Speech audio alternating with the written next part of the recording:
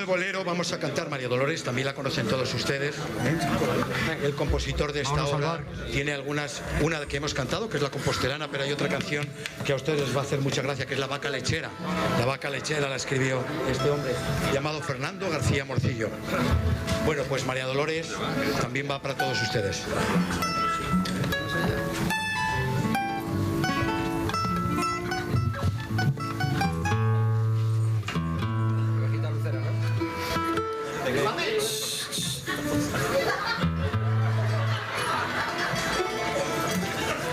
Plantavit, enano, plantavit.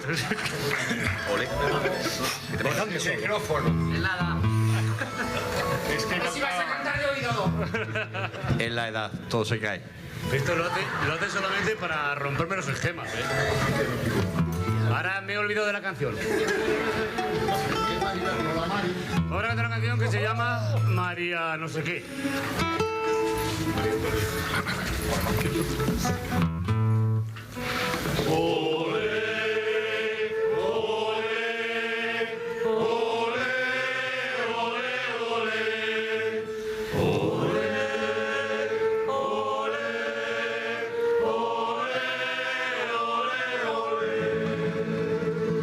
Dios te ha dado la gracia del cielo, María Dolores.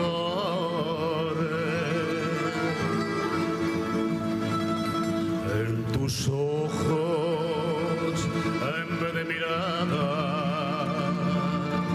hay rayo de sol. Déjame que te cante, morena, de mis amores. Un bolero que ensalce tu verbo, que es tan español.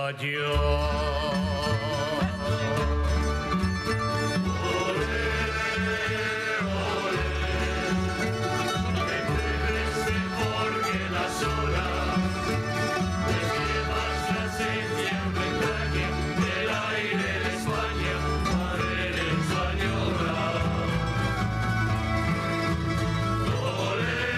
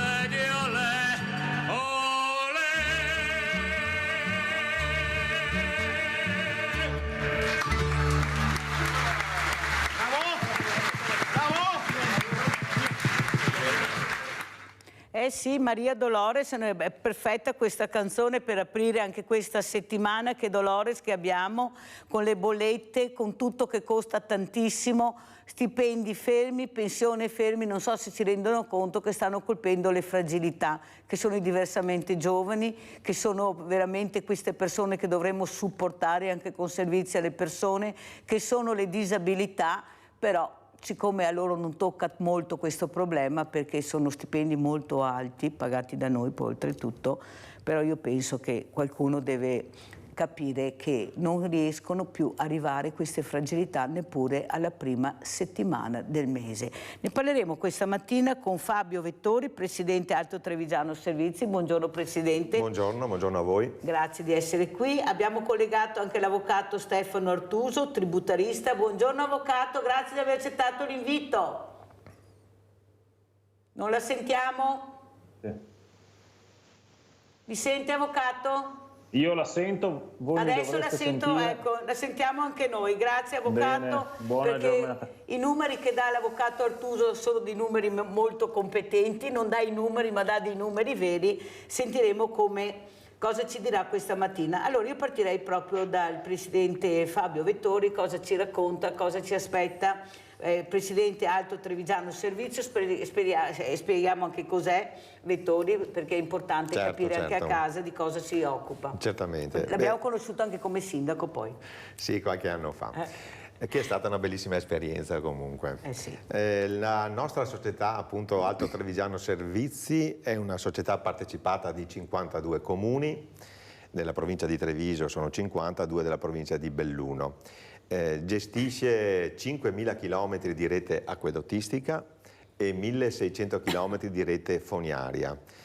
Serve 500.000 utenti di acquedotto e 280.000 utenti della rete fognaria. Quindi siamo impegnati su più fronti, nel senso non solo con la rete acquedottistica ma anche con l'ampliamento delle reti fognarie, che molto spesso nei nostri comuni alcuni sono anche privi di rete fognaria e quindi siamo molto impegnati su questo fronte, perché una fognatura in un comune porta naturalmente sostenibilità dell'ambiente, perché non si sversa, no? Nel 2022 abbiamo avuto un utile di esercizio di 1,6 milioni che andremo a reinvestire nel territorio, e un ampliamento di investimenti di circa 40 milioni di euro, quindi stiamo parlando di cifre importanti, investimenti che creano naturalmente delle ricadute anche sul nostro territorio dal punto di vista lavorativo. Quindi è una società sana, formata da 300 dipendenti, e naturalmente questi risultati derivano da una sinergia non solo diciamo così dei dirigenti, ma soprattutto anche da chi opera nelle strade, dagli operai che mettono mano proprio sull'ampliamento di queste reti acquedottistiche e fognature, che non costano poco purtroppo, perché pensi che per sostituire un metro di acquedotto, quando ci sono le famose perdite, costa 300 euro un metro. Però sono cose, diciamo così, che fondamentali, anzi noi siamo impegnati soprattutto alla riduzione delle perdite, che come lei sa purtroppo sono ancora molto ingenti, le perdite sulle reti acquedottistiche, perché sono reti un po' datate, però i costi sono tanti e quindi ci dobbiamo anche un attimino gestire. Avvocato Artuso, una partecipata che non è in rosso, fa utile, molto importante, numeri anche importanti, però alla fine, l'ha dichiarato anche il Presidente Vettori, abbiamo proprio gli acquedotti e le reti fognarie che non sono proprio come dovrebbero essere. Noi pensiamo sempre a creare col cemento chissà cosa, quarta corsia, quinta corsia, sesta corsia, pista da bob, che ha più ne mette, speriamo che non la faccia sta pista, non ne posso più. Però quello che veramente serve al Paese, alla comunità, anche per migliorare, si fa poco. Nonostante, ecco, come i numeri che ha dato il Presidente Vettori, ci siano queste partecipate inutili, specialmente su un tema così importante che è l'acqua. Prego, Avvocato. Beh, mi faccia dire che 1 chilometro di strada evidentemente da un punto di vista elettorale rende di più di 10 chilometri di acquedotti o di fognature Grande sistemate, avvocato. perché evidentemente queste si vedono mentre le fognature, gli acquedotti no. ma come ad esempio i servizi cimiteriali che nei bilanci dei comuni pesano tantissimo, però la gente non solo nasce ma anche muore, e questi poi alla fine nei comuni sono degli indici che costano molto. La rete acquedottistica sappiamo che in Italia è un problema, soprattutto in certe zone d'Italia dove c'è uno spreco d'acqua superiore al 60%, e qui c'è il grande tema dell'acqua, se va privatizzata, se va mantenuta pubblica. Sappiamo del referendum, sappiamo di tutto il movimento, insomma è un tema molto vivo, anche perché le ultime estati ci raccontano di un'acqua che è sempre più scarsa e soprattutto di una condizione meteorologica che sposta il tema da un clima diciamo mediterraneo ad un clima sempre più tropicale, quindi forti acquazzoni, disagi, un territorio fragile. Quindi dobbiamo tenerne conto su un piano di investimenti pluriennale e per pluriennale, non 2-3 anni, ma 10, 15, 20 anni, perché questi sono gli orizzonti di grandi opere, e che sono anche quelle diciamo del territorio e per il territorio, che tante volte non si vedono. Quindi è un lavoro importantissimo ed è un lavoro che insomma portarlo in utile è un grande risultato. Prego, come commenta Presidente Vettori quello che ha detto l'Avvocato Artuso? Sì, sono perfettamente d'accordo sull'aneddoto che ha detto, nel senso che gli acquedotti non si vedono, le autostrade, le strade sì. Diciamo che però anche noi come cittadini dobbiamo incrementare un po', come si può dire, l'utilizzo responsabile dell'acqua, perché purtroppo ancora consumiamo troppa acqua, nel senso il nostro consumo pro capite è di 215 litri giornaliero rispetto a un consumo pro capite di 125 litri giornaliero della media europea. Quindi ci dobbiamo un po' responsabilizzare, perché l'acqua non è una risorsa infinita, come ha detto appunto, non solo per il discorso climatico, che ogni anno diciamo così ci troviamo di fronte a periodi di siccità.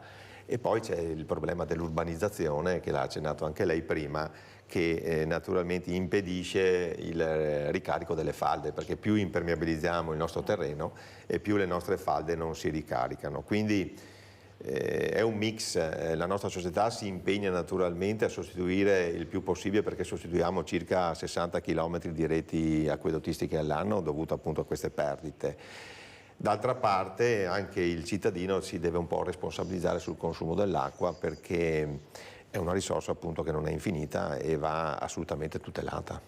È vero però anche, Presidente Vettori, che io sono un po' così scettica su questi messaggi: consumate meno acqua, quando poi mi vedo che gli ultimi palazzi che fanno a 5 stelle hanno la piscina, perché nessuno, io invece lo dico, certo. Hanno il posto del tetto, c'è la piscina, sì.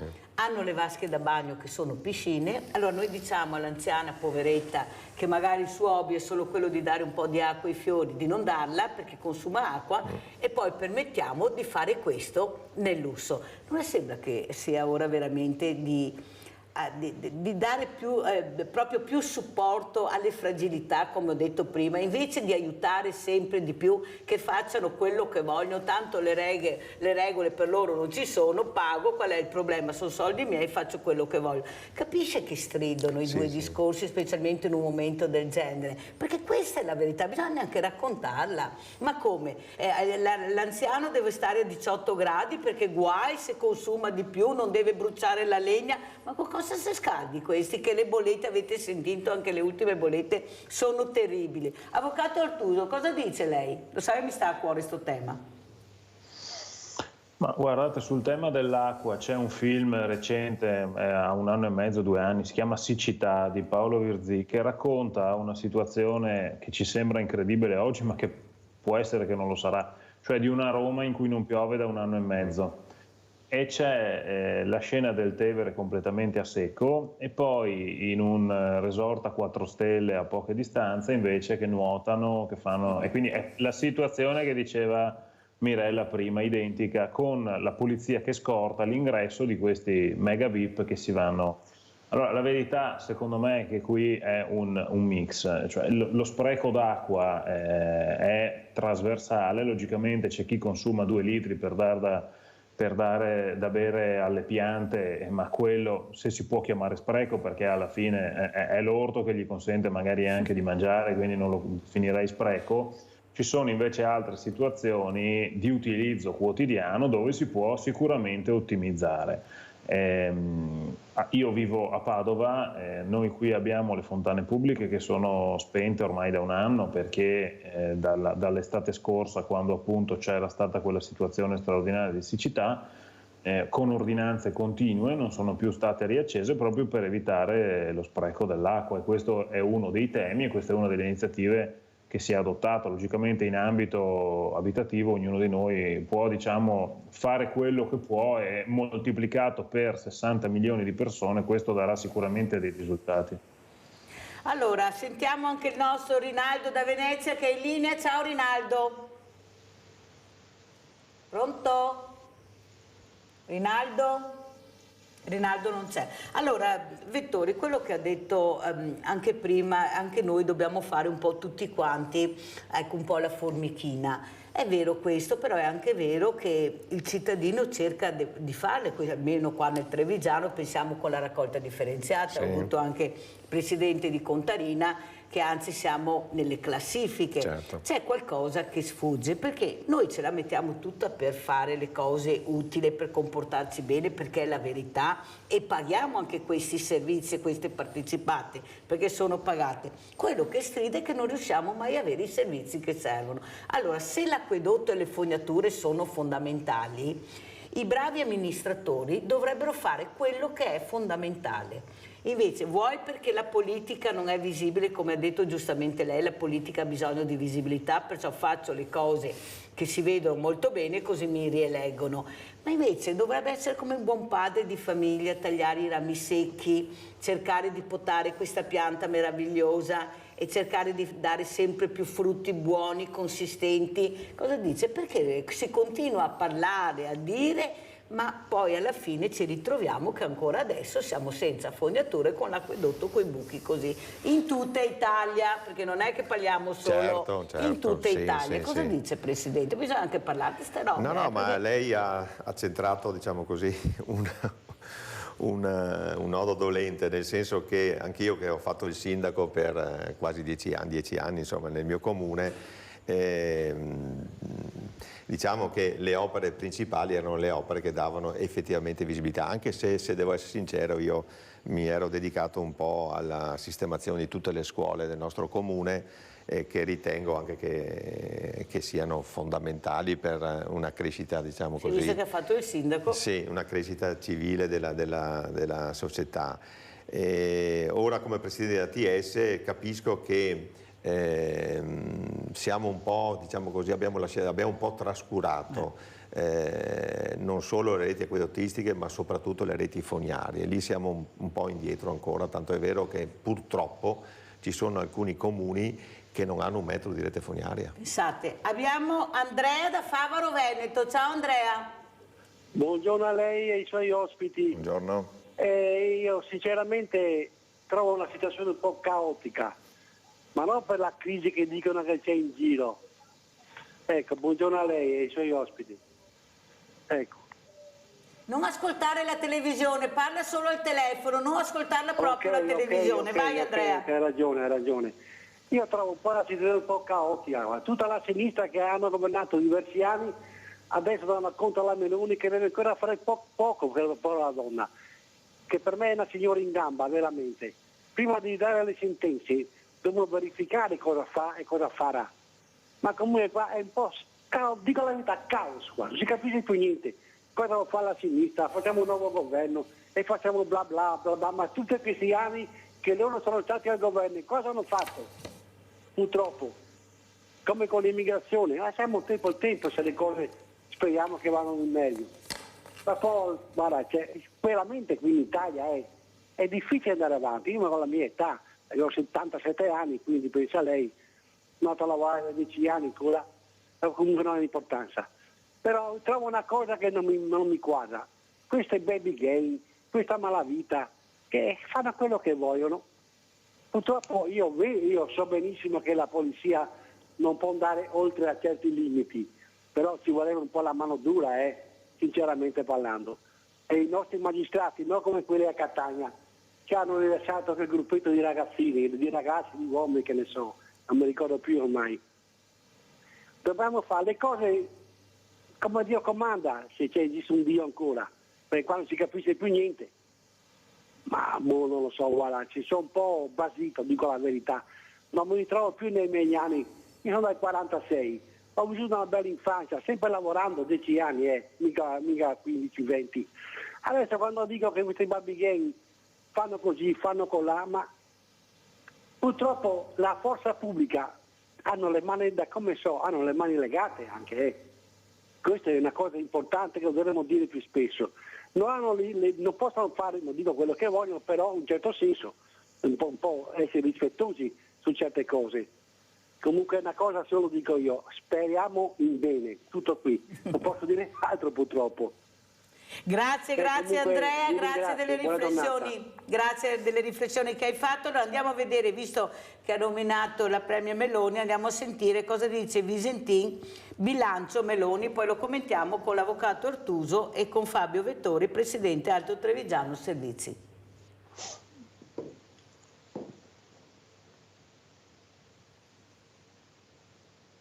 Il gol lo hanno subito i lavoratori dipendenti e i pensionati, anzi hanno subito una tripletta. In partita, dove il campo è il primo anno di governo targato Meloni, gol ancora non ne sono stati fatti, ma nemmeno subiti. Il vero sconfitto rimane per la CGIL, il lavoratore. È la lettura schietta che fa di questi primi 365 giorni di governo il segretario Mauro Visentin, che porta a sostegno delle ragioni che riporteranno in piazza il sindacato il 7 ottobre i dati sulla perdita del potere d'acquisto delle famiglie. Non si è intervenuti sulle buste paga, non si è intervenuti sul tema dei rinnovi contrattuali, non si è intervenuti rispetto alla precarietà, non si è intervenuti rispetto alla salute e sicurezza nei luoghi di lavoro. Questi sono tutti gol subiti perché qualcuno ha voluto tirare a porta vuota. Troppo grande il divario tra chi usa il proprio stipendio per fare la spesa, dice Visentin, e l'inflazione in questo caso ha pesato almeno per il 15% rispetto a chi ha altri tipi di reddito. Denunciavamo il fatto della perdita di potere di acquisto degli stipendi medi di circa nell'anno 2022 di circa 2.600 euro, il che vuol dire 2 buste paga medie, tanto per essere chiari. Roma, piazza San Giovanni, sarà l'occasione di manifestare il disappunto di fronte alle richieste mai ascoltate poste al governo. Per i sindacati, infatti, questo governo non ha portato benefici per chi vive di pensione e del proprio lavoro. Abbiamo in linea Mario. Mario, da dove ci chiami? Ciao, ben arrivato. Buongiorno signori, telefono da Verona. Da Verona. Siccome questi giorni qua c'è il boom della gente di colore, degli immigrati e quant'altro, mi stavo chiedendo, ma i nostri politici sono mai andati davanti al supermercato? Hanno mai comprato i supermercati che ci sono in tutta Italia? Ma raddoppiano il minimo per 2. Quelli sono tutti fuori regola. Va bene? Poi un'altra cosa, io ero dipendente comunale, va bene, adesso sono in pensione. E dicono che mancano informazioni. Infatti io facevo un certo tipo di lavoro, sono stato assunto come usciere, mi hanno fatto fare i lavori da impiegati un po' alla volta, ma non ho avuto nessuno vicino che mi ha cercato che dovessi parlare. Non abbiamo capito niente, scusa, ripeti perché non si è proprio capito. Allora, facevi l'usciere, poi? Pronto? Sì, facevi l'usciere, poi non si è capito niente. L'usciere, no. Sono stato assunto come usciere. Sì. L'usciere si leva il passacarte che porta le carte in giro per gli uffici.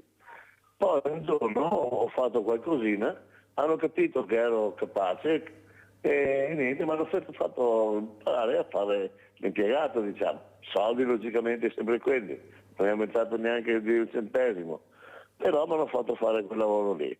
Dicono adesso che certe volte bisogna portare pazienza perché mancano le formazioni, ma io per esempio prima di andare in pensione non mi hanno mai affiancato qualcuno che potesse insegnare il mestiere. Mi spiego?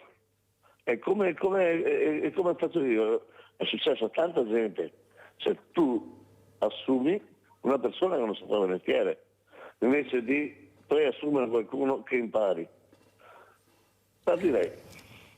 Molto chiaro Mario, adesso abbiamo capito, salutiamo Mario e anche Verona. Allora, avvocato Artuso, oltre a rispondere a Mario, si è parlato di inflazione, ma lo sa che io Mi piace anche fare dei test e dei sondaggi quando sono in mezzo a tante persone, che c'è tanta gente.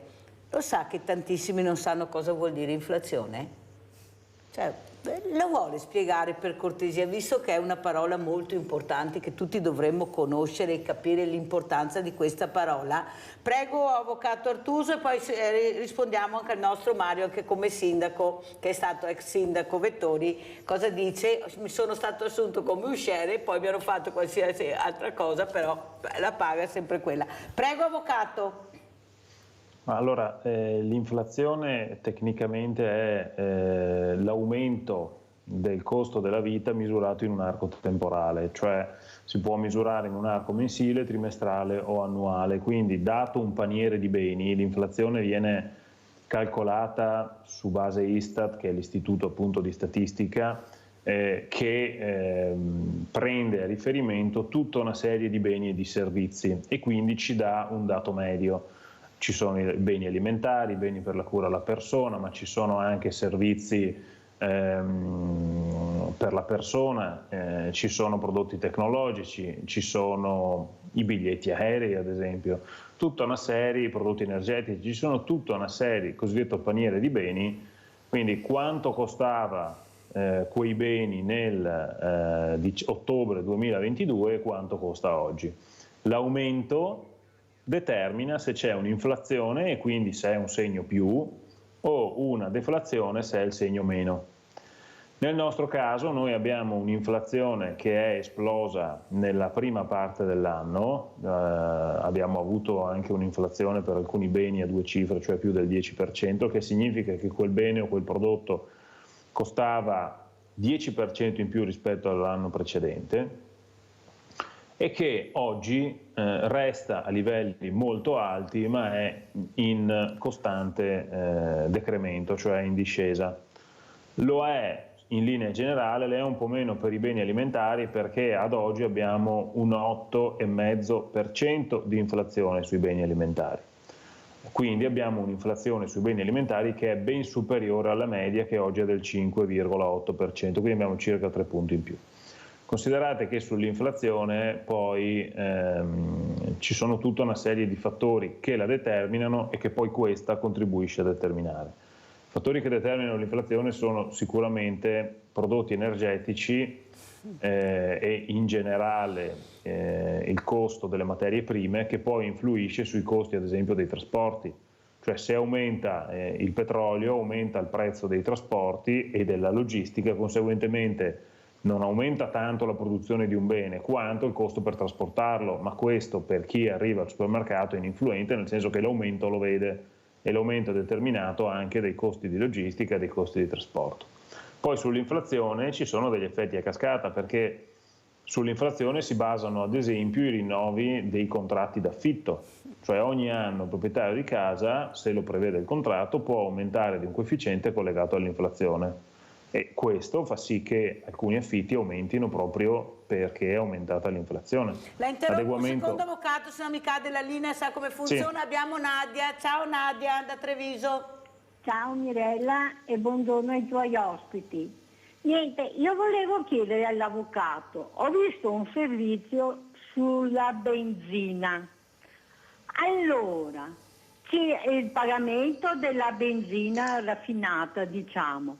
Poi ci mettono le accise, sulle accise e la benzina paghiamo il 22% di IVA, ma almeno sulle accise non dovrebbero farci pagare l'IVA, paghiamo già le accise, dobbiamo pagare la tassa sulla tassa e poi hanno detto che praticamente paghiamo il 55% sul prezzo della benzina, solo tasse.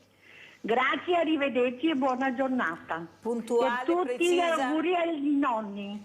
Puntuale, precisa come sempre la nostra Nadia. Prego avvocato, finiamo con l'inflazione o rispondiamo a Nadia, veda lei. Sì, finiamo un attimo sull'inflazione. Appunto questo determina poi degli effetti sia in termini di aumenti, come si diceva prima, degli immobili, dei canoni di affitto degli immobili, sia per quanto riguarda l'adeguamento delle pensioni. Quindi questo è un fattore positivo per i pensionati, perché se aumenta l'inflazione aumenta anche l'adeguamento, salvo che poi l'adeguamento viene in parte bloccato, sterilizzato, sappiamo che i governi sono intervenuti più volte.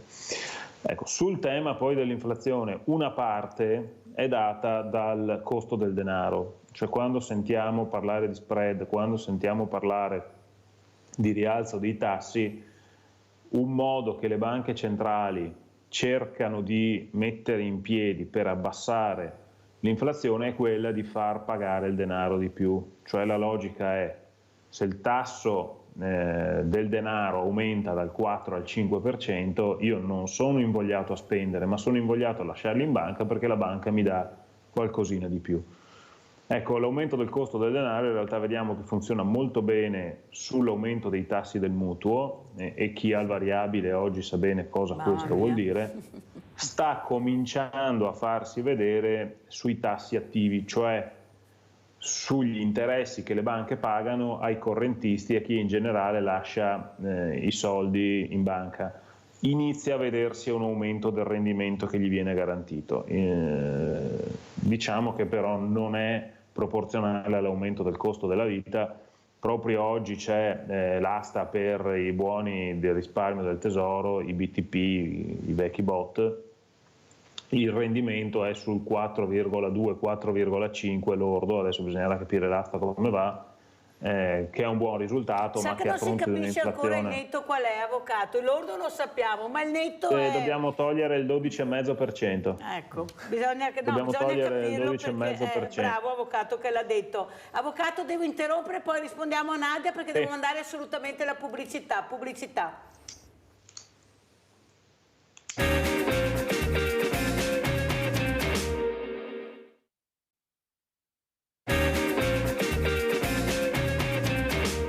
Prego avvocato Ortuso, dobbiamo correre perché siamo alla fine e anche devo dare la parola al nostro Fabio Vettori. Prego.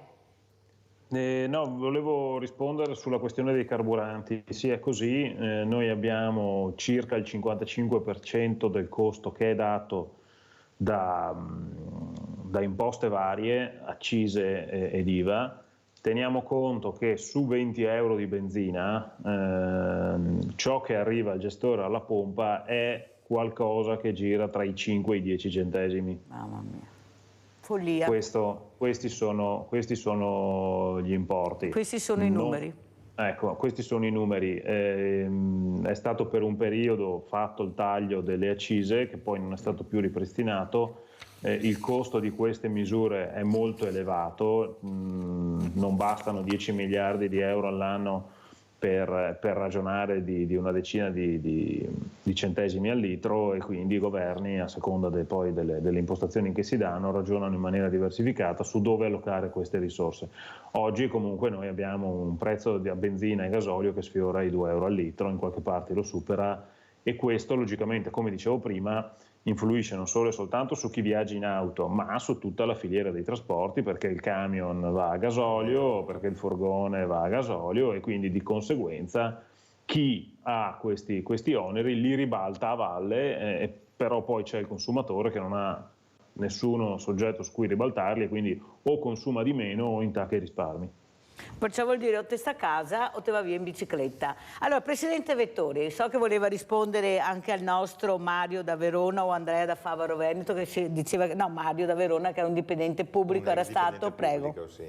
Sì, innanzitutto ricordiamo che i dipendenti pubblici sono tutti assunti attraverso dei bandi pubblici, no? Dopodiché all'interno di un comune sono stato il sindaco di un comune piccolo, e all'interno del mio comune sostanzialmente avevamo più aree, un'area tecnica, un'area segreteria, un'area finanziaria, quindi i bandi sono strutturati dipendentemente dalle aree dove uno vuole sostanzialmente essere assunto. All'interno poi delle aree il sindaco o l'aggiunta ha facoltà sì di piccoli spostamenti, non è che però se uno è assunto come operaio può essere spostato nell'area finanziaria, però all'interno delle aree dei piccoli spostamenti si possono fare. È vero che il contratto nazionale di dipendenti pubblici è fermo Ed è anche vero che gli stipendi dei dipendenti pubblici, soprattutto quelli all'interno dei comuni, non sono stipendi elevati, anzi sono stipendi medio-bassi, direi. Dopodiché vorrei spezzare una lancia anche per i dipendenti pubblici. Molto spesso si sente dire ma all'interno di un comune o di una provincia eccetera non lavorano, non fanno niente. Non è vero. Io che sono stato sindaco per 10 anni, all'interno del mio comune, ma ho visto anche negli altri comuni limitrofi con i quali ci si scambiava, diciamo così, opinioni con gli altri sindaci, i dipendenti lavorano anche perché la burocrazia oggi è diventata, come si può dire, assillante all'interno di un comune. Dopodiché sta nella persona. Nel senso che è chiaro che alcune persone ne approfittano, dopo si vedono quegli scandali, no, che succedono, ma io ho avuto la fortuna di avere tutti i dipendenti pubblici, tutte persone che amavano il proprio lavoro e cercavano di essere a servizio dei cittadini tutto il giorno. Però mi scusi Presidente, lei è stato anche sindaco, ma non le sembra che questi cittadini abbiano bisogno di risposte più brevi nel tempo, di aspettare l'attesa di andare in questi uffici che molti chiudono il venerdì pomeriggio, all'una non si trova più anima viva, la maggior parte delle persone lavora e sarebbe libera anche il sabato, avevo iniziato anche con le banche a aprire il sabato mattina. Non le sembra che ci sia un'incongruenza tra domanda e risposta di certi uffici che bisognerebbe ampliarli, aprirli di più, e sempre con questa storia del personale, della burocrazia? Ma il cittadino cosa deve fare? Cioè il cittadino non può perdere giornate di lavoro per andare su un ufficio e non avere risposta, perché la maggior parte delle volte è così, e ritornare, poi sapere che entro venerdì l'una, se no, cioè anche qua dovrebbe incrementare, cioè, io non riesco a capire, perché ci sono uffici ci sono uffici che a mio avviso dovrebbero essere aperti sia il venerdì pomeriggio che il sabato mattina. Cosa dice Presidente? Sì, sono d'accordo con quello che sta dicendo, dopodiché le amministrazioni sono anche un po' legate dai contratti pubblici, dai contratti sindacali, no? E quindi l'orario di lavoro è stabilito. È vero, si possono anche, diciamo così, cercare di fare dei turni diversi in modo tale di essere più vicino ai cittadini.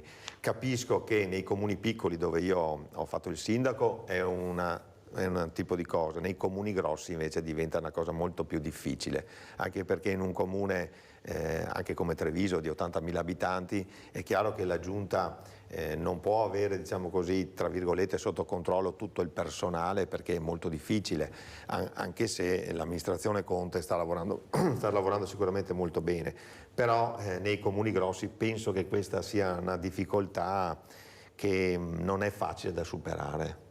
Ma non è facile, però bisognerà pur dare delle risposte, perché tu non puoi fare continuamente, vai alle poste, code infinite, dappertutto code, vogliono tutto online, ma abbiamo una popolazione che invecchia, l'online, ciao, perché nessuno ha accompagnato questi diversamente giovani a questi percorsi innovativi con questi nuovi strumenti. Cosa dice Artuso? Ma dove andremo a parare in queste condizioni? Perché veramente è un disastro. C'è uno, ieri mi ha fermato un signore e mi ha detto: ma io cosa faccio, Mirella? 3 volte che vado su un ufficio e non c'è il personale, non mi danno risposta, non sanno neanche loro dove mandarmi. Cioè, oltre a questo ci sono anche degli uffici che dovrebbero funzionare in maniera diversa, con persone competenti all'avanguardia, perché ho capito io che non si può assumere, però se quelli che abbiamo non sanno anche, non tutti perché per carità, però veramente delle volte ti trovi questo pallino che non sai, questo cerino che gira. Prego, avvocato. Ma qui il discorso sarebbe probabilmente più organico e più ampio, riguarderebbe proprio la geografia del nostro paese. Io insomma sarei un grande tifoso dell'unione dei comuni, piuttosto che avere tanti piccoli comuni, avere dei servizi centralizzati che già alcuni comuni fanno, vedi per la polizia municipale, vedi per altri servizi. Riuscire ad unire le forze, questo sarebbe un gran risultato. E poi il potenziamento dei servizi online va garantito, perché è vero che è una popolazione che invecchia, però è anche vero che è una popolazione che soprattutto per la fascia che lavora per l'80% con il computer, quindi tantissimi documenti si possono già chiedere con questi. Il disagio è dato dal fatto che oggi siamo in presenza di comunque delle assunzioni necessarie, perché il PNRR ce lo impone, non per altre ragioni, e sulla base di queste assunzioni sarà necessario garantire quella formazione adeguata e soprattutto sarà necessario garantire quel ricambio che faccia sì che le esperienze non vadano perdute, ma anzi ci sia una prosecuzione, diciamo, delle attività. Io ho a che fare con gli enti pubblici perché lavoro principalmente con Agenzia delle Entrate e Agenzia Entrate e Riscossione. Stanno portando avanti il sistema, ad esempio, degli sportelli online, per cui anche semplicemente dal cellulare ti colleghi e fai una videochiamata con il funzionario. Questa può essere, come si fa ad esempio con WhatsApp o come stiamo facendo noi adesso con Skype, questo può essere un buono strumento per avere un primo incontro, per ottenere delle informazioni che poi, se è necessario, si va allo sportello. Quindi è un percorso che sicuramente va portato avanti anche per una riduzione di costi, per un miglioramento delle tempistiche. Poi sapete, io vivo in un comune di 15.000 anime, ma poi Padova ne ha oltre 200.000. Molti uffici tecnici sono stati bloccati per le questioni legate alle agevolazioni edilizie, in particolare il superbonus. Sappiamo che certo, era necessario avere le planimetrie, accertamenti catastali e quant'altro, e questo ha rallentato moltissimo l'iter. O i documenti che vengono richiesti, specialmente all'anagrafe, che è un disastro veramente, sono comuni completamente bloccati, piccoli comuni. Abbiamo Leone da Tre Baseleghe, vai Leone! Ciao Mirella, grazie, saluto i tuoi ospiti. Allora, avete parlato d'acqua prima e mi è venuto subito il fumo negli occhi. Mi è venuto subito il fumo negli occhi, che avevo gli occhi che mi lacrimavano. Allora abbiamo città come Roma che prende l'acqua dal lago di Bolsena, mi sembra, credo, o da un lago comunque. Ed d'estate quel lago diventa una pozzanghera, perché prendere tutta l'acqua di Roma non è tanto lontana dal mare. Si potrebbe prendere l'acqua dal mare? Tutte le grandi città potrebbero prendere l'acqua dal mare? In tutto il pianeta. E le acque reflue, darle per uso agricolo, per tenere i giardini in fiore, verdi, per avere piante dappertutto. Però non so, non hanno ancora capito che in questo pianeta c'è più acqua che terra, che è uno scandalo che ci sia 1 miliardo di persone che muoiono di fame e di sete perché non hanno acqua. Si può trasportare il petrolio per chilometri, si può trasportare il gas per chilometri, l'acqua no. Non so perché. Non è possibile che adesso tutti vanno sulla Luna perché c'è acqua e qui in questo pianeta c'è 1 miliardo di persone che muore, che vive sugli stenti perché non hanno acqua. Questo è uno scandalo. Questo pianeta è governato da incapaci, da gente che l'unica cosa che vogliono fare sono guerre e guerre. Volevo chiedere una cosa all'avvocato Mirella. Prego. Allora, quest'anno abbiamo avuto tutti questi incendi. Allora hanno aumentato la pena per gli incendi da 4 anni a 6 anni. Ma questa è una presa per i fondelli? Uno che incendia deve avere l'ergastolo per il danno che fa, per far soffrire animali, piante. Distrugge case, è incredibile. Uno che incendia deve avere l'ergastolo, quando tu lo prendi devi dargli l'ergastolo. Voglio sentire cosa dice l'avvocato su questo. Ciao Mirella, grazie. Grazie Leone, ti risponderà dopo che abbiamo visto questo servizio. Devo correre purtroppo perché ormai siamo quasi in chiusura. Andiamo a vedere invece, visto che ti piace tanto l'acqua e ti fa venire i brividi, Leone, andiamo a vedere Vivere l'acqua.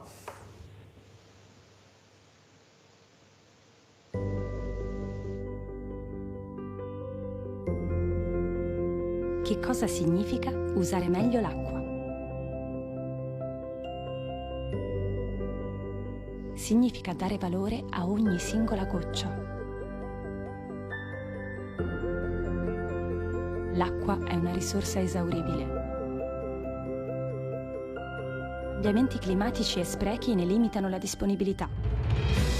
Oggi più che mai è necessario che ognuno faccia la propria parte.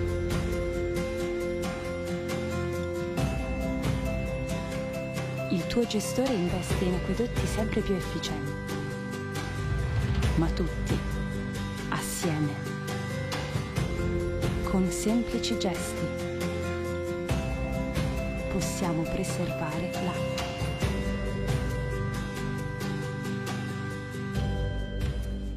Ripara le perdite d'acqua in casa e installa un frangigetto sui rubinetti. Raccogli l'acqua piovana e di lavaggio delle verdure per innaffiare le piante. Usa gli elettrodomestici a pieno carico, risparmi acqua ed energia. Fai durare la tua doccia il tempo di una canzone. Chiudi il rubinetto mentre lavi i denti, i capelli o ti radi. Visita il sito del tuo gestore e scopri che cos'altro puoi fare per tutelare l'acqua. Usarla meglio non significa rinunciare all'acqua, significa ridurne gli sprechi. Utilizza meglio l'acqua oggi per non limitarla domani. Allora, come commentiamo, Presidente Vettori, questo servizio che abbiamo visto, questa meraviglia, questa cosa indispensabile? Perché la fame è una cosa, ma la sete, prego. Beh, come ha detto il servizio, l'acqua non è infinita, quindi va assolutamente tutelata e come avevo detto prima anche noi come cittadini dobbiamo cercare di utilizzarla nel miglior modo possibile. Una banalità, ma un rubinetto aperto consuma 10 litri al minuto. Sono tutte banalità, ma messe assieme. Lo stesso bagno, fare il bagno in una vasca da bagno consuma 150 litri, nella doccia consuma 40 litri, quindi piccoli accorgimenti che messi tutti assieme possono, diciamo così, creare un beneficio alla nostra risorsa che non è infinita, insomma. Andiamo a vedere anche questo video spot acqua, che poi lo commentiamo e poi rispondiamo anche a Leone con l'avvocato Artuso. Andiamo a vedere lo spot acqua.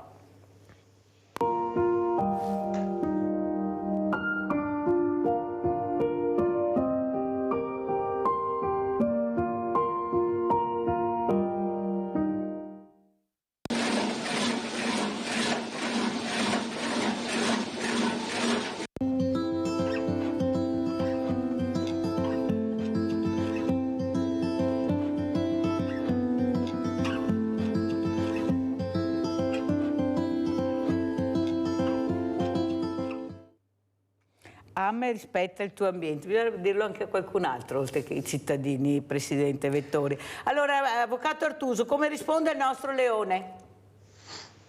Beh, in realtà la norma prevede un aggravante, cioè prevede un aumento di pena quando ci sia un danneggiamento e di fatto si arriva a 15 anni.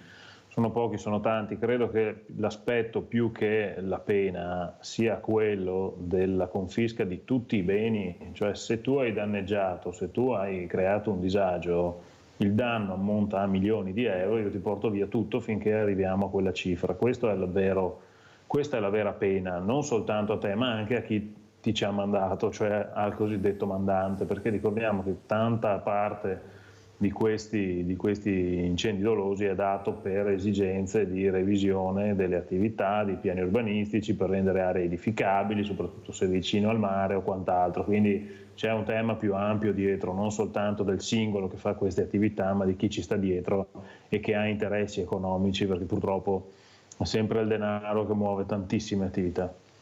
Avvocato Artuso, noi abbiamo sempre parlato di fondi del PNRR, com'è la situazione? Ne abbiamo parlato prima dell'estate, adesso com'è la situazione? Il Presidente Vettori dice che qualcosa è arrivato, sta arrivando. Prego Avvocato, poi sentiamo anche il Presidente Vettori. Beh, noi siamo quasi a metà del programma, sono arrivate già mi ero preparato, Mirella. Sono arrivate già due rate da 21 miliardi, una ad aprile e una a novembre.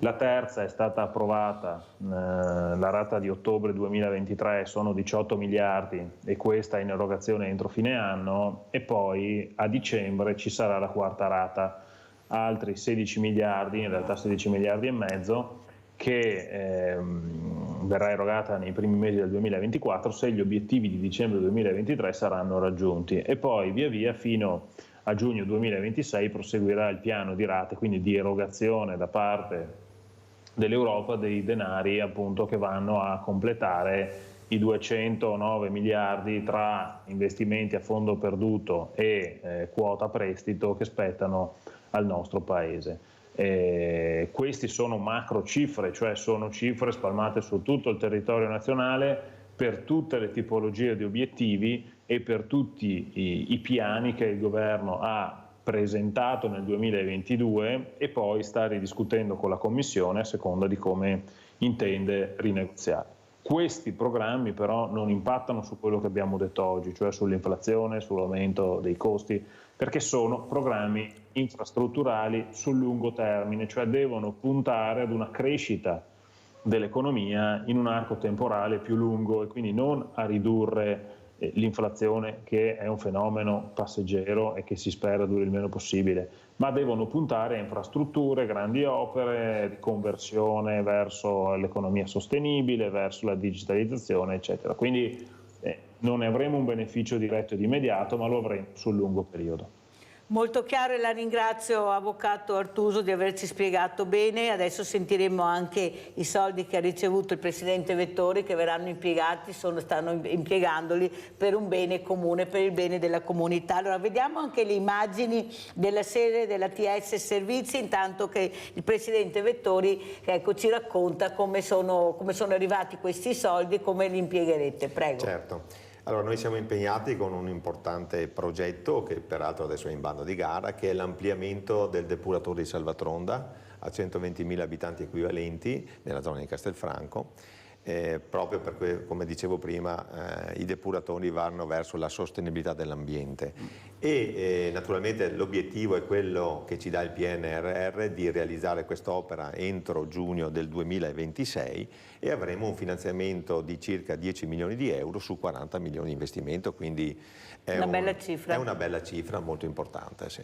Ma Presidente, se non fossero arrivati questi soldi, perché noi ce la prendiamo sempre l'Europa, ma se noi avessimo avuto l'Europa che ci ha foraggiato, ci sta foraggiando, che fine avremmo fatto? Perché è facile dire, ma attenzione, perché non avevamo neppure gli occhi da piangere, o sbaglio, sì, Presidente? È vero anche che però anche noi come Stato Italia diamo dei soldi all'Europa, non è che quelli che ci ritornano sono anche soldi nostri, quindi tutto sommato è una gestione che va a doppio senso, insomma. Avvocato Artuso, come commenta? Beh, è vero, sui 209, 80 sono a fondo perduto e il resto dovranno essere restituiti. È innegabile però che questa sia stata una misura, e per la prima volta in Europa, di debito pubblico che è stato condiviso e che quindi ha un rischio molto molto più basso e tassi di interesse molto molto più bassi.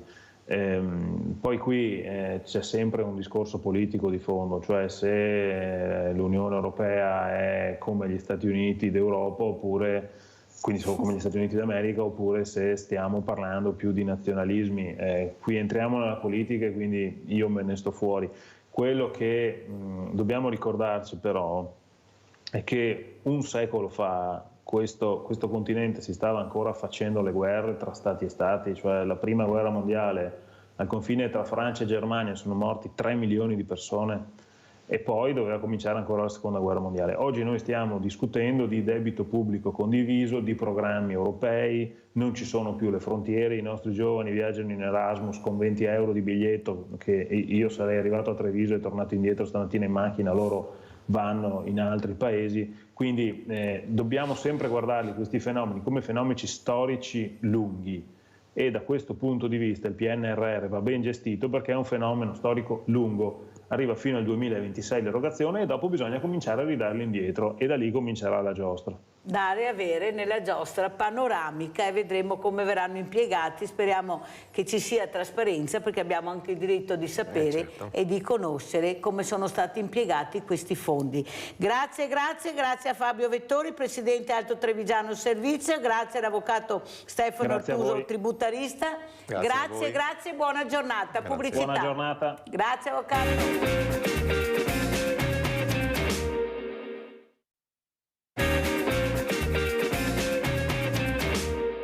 Altri due graditi ospiti, abbiamo in presenza l'avvocato Sebastiano Sartoretto, consigliere provinciale del Partito Democratico a Treviso, ma non solo in provincia, anche a Castelfranco. Abbiamo collegato anche Massimo Ciacchi, presidente cooperativa Terra Fertile. Ciao Buongiorno, Massimo, Mirella. come stai? Ciao Mirella, molto bene e buongiorno a tutti i telespettatori e agli ospiti in studio. Grazie, con Massimo ci diamo del tu e ci conosciamo da tanto tempo, poi facciamo volontariato e chi ne ha più ne metta e perciò questa mattina sentiremo anche dall'osservatorio di Massimo Ciacchi com'è la situazione. Allora, avvocato Sartoretto, consigliere provinciale, consigliere a Castelfranco, sono delle cose che veramente qualcuno dice cosa sta succedendo, perché i problemi sono tanti, però risposte ai cittadini su quello che veramente serve zero o quasi. Io lo dico sempre, pensi che in provincia il nostro vicepresidente Bottero per un appuntamento ha aspettato 2 mesi e mezzo perché il dirigente era impegnato, ma si può, cioè ci spiega anche il ruolo delle province, il ruolo dei comuni, questa opposizione, perché dobbiamo anche capire se c'è l'opposizione, su cosa si sta battendo in questo momento un po' drammatico per i fragili. Prego. Sì, intanto buongiorno a lei, grazie dell'invito e buongiorno a tutti i telespettatori che ci stanno che ci stanno ascoltando. Che cosa sta succedendo? Beh, insomma, io credo che a livello politico, parlo della provincia, parlo in particolare del comune di Castelfranco, ci sia un momento di grande confusione. Il sindaco di Castelfranco è cosa nota, all'inizio dell'estate ha rassegnato le dimissioni, contava, quando ha rassegnato le dimissioni, su una maggioranza di 15... Sai che non abbiamo il contraddittorio, perciò dobbiamo stare... Dico cose oggettive, esatto. Credo. Su una maggioranza di 15 consiglieri, oggi, dopo aver ritirato le dimissioni, ha 12 consiglieri più se stesso. Quindi, siccome il Consiglio Comunale è fatto da 24 consiglieri più il sindaco, la maggioranza è 13, è evidente che ci sono 12 consiglieri di opposizione, 12 consiglieri di maggioranza e il sindaco che col suo voto fa maggioranza. Ecco, questo ovviamente quanto può andare avanti? Ma non lo so, perché mi pare ci siano diversi malesseri all'interno della maggioranza, si fatica ad andare avanti, la gente credo che capisca poco questi tatticismi di dimettersi, poi ritirare le dimissioni dicendo di aver chiarito la questione, quando invece chiarita non è, anzi è peggiorata rispetto a quando le dimissioni sono state date. E intanto incalza un disagio economico, soprattutto delle fasce più deboli della popolazione, che stanno aumentando in maniera paurosa, perché c'è una forbice che si sta allargando sempre più tra chi sta molto male e chi sta molto bene. E credo che quindi il compito della politica sia innanzitutto quello di dare delle risposte, come non a chiacchiere, dare delle risposte concrete. I comuni la loro parte la possono fare, ma finché, parlo del mio comune, argomento dell'ultimo consiglio comunale, l'anno scorso il Comune per le mense scolastiche ci ha messo un contributo di 35.500 euro e quest'anno ne mette 8.500 e quindi in pratica va a totale carico delle famiglie il surplus del costo mensa pari a 60 centesimi. Beh, insomma, capiamo bene che non è questa la politica che i cittadini oggi si aspettano da un comune. I comuni oggi credo debbano veramente nel momento in cui fanno il bilancio lasciar perdere il superfluo, tagliare cose che probabilmente sono molto belle, molto importanti, ma però in un momento di estrema crisi io credo che l'assessorato più difficile, complesso, complicato da gestire in un comune sia quello del sociale, proprio perché il disagio sta aumentando, la crisi sta aggredendo anche famiglie che normalmente ce la facevano. Oggi c'è chi con 2 stipendi o con uno stipendio, magari anche uno solo, non ce la fa ad andare avanti e bisogna pensare soprattutto a quelli. Avvocato Sartoretto, ma ci dice in questo momento che c'è una confusione generale, il ruolo delle province, come funzionano, se funzionano, ecco, diciamo i comparti che sono più attivi all'interno delle province? Perché qui sentiamo che arrivano tantissimi soldi, fondi per strade e la provincia è l'artefice, è quella che veramente ha l'indirizzo maggiore per questi fondi. Cosa c'è? Scuole? Cosa ci racconta? Sostanzialmente siamo in una fase di zona grigia, nel senso che credo che tutti, anche i telespettatori, sentono parlare continuamente di riforma delle province, per cui si dovrebbe fare un passo indietro rispetto alla riforma che c'è stata. Fatto sta ed è che le proposte dormono in Parlamento, sono andate anche in Commissione Affari Istituzionali al Senato, ma mi pare che la questione non si sblocchi. Quindi in sostanza oggi la provincia è un ente di secondo livello in cui il Consiglio e il cui Presidente il Presidente è un sindaco e in questo caso il sindaco di Castelfranco Marcon. I consiglieri sono eletti dagli altri consiglieri comunali della provincia nell'ambito delle compagini dei consiglieri comunali dei vari comuni.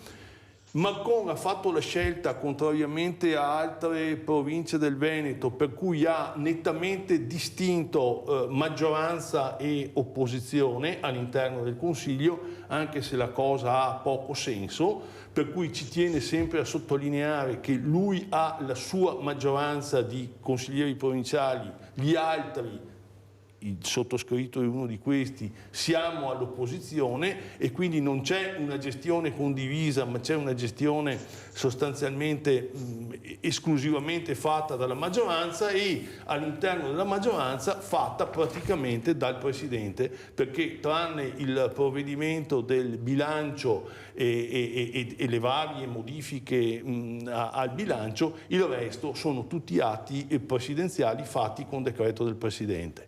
Per quanto riguarda le competenze, sostanzialmente le competenze sono 3: la viabilità pubblica, l'istruzione, gli edifici relativi alle scuole superiori, questo è evidentemente una competenza insieme con la viabilità fondamentale, e poi ci residua la protezione civile. Tante altre competenze che la provincia aveva con la riforma fatta sono state tagliate, per cui sono passate di competenza o della regione o dello Stato. È la famosa riforma del Rio che non si riesce a capire, questo grigio che è diventata la provincia, aveva iniziato a funzionare, si è bloccato tutto o in parte. Abbiamo Bruna da Conegliano. Ciao Bruna. Allora, posso parlare? Prego. Allora, io volevo fare una domanda. Ma se prima che comandavano il PD andava tutto bene per gli italiani, adesso che il governo è cambiato, vogliono cambiare qualche cosa, non va più bene niente, la spesa è aumentata, questo è aumentato, per forza che prima hanno portato via i soldi, adesso li devono recuperare. E parlate per niente, perché non avete ancora capito che in Italia sono tre signori che comandano e finché comanderanno lei l'Italia non andrà mai bene.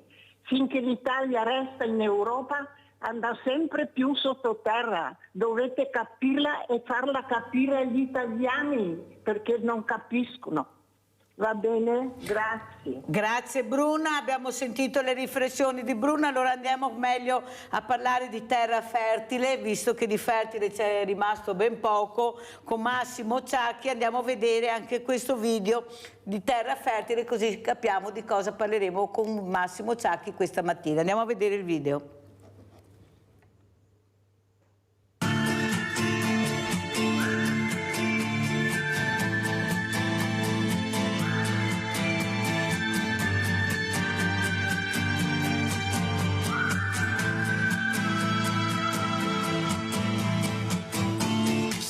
Un'orchestra a parlare per noi, sarebbe più facile cantarsi un addio, diventare adulti sarebbe un crescendo di violini e guai, i tamburi annunciano un temporale, il maestro è andato via. Metti un po' di musica leggera perché ho voglia di niente, anzi leggerissima, parole senza mistero, allegre ma non troppo. Metti un po' di musica leggera nel silenzio assordante, per non cadere dentro al buco nero che è stato un passo da noi più o meno. Se bastasse un concerto per far nascere un fiore, tra i palazzi distrutti dalle bombe nemiche, nel nome d'un Dio che non esce fuori col temporale, il maestro è andato via. Metti un po' di musica leggera perché ho voglia di niente, anzi leggerissima, parole senza mistero, allegre ma non troppo. Metti un po' di musica leggera nel silenzio assordante, per non cadere dentro al buco nero che è stato un passo da noi. Rimane il sottofondo dentro ai supermercati, la cantano i soldati, i figli alcolizzati, i preti progressisti, la senti nei quartieri assolati che rimbomba leggera, si annidano i pensieri in palestra, tieni in piedi una festa anche di merda, ripensi alla tua vita, alle cose che hai lasciato cadere nello spazio della tua indifferenza animale.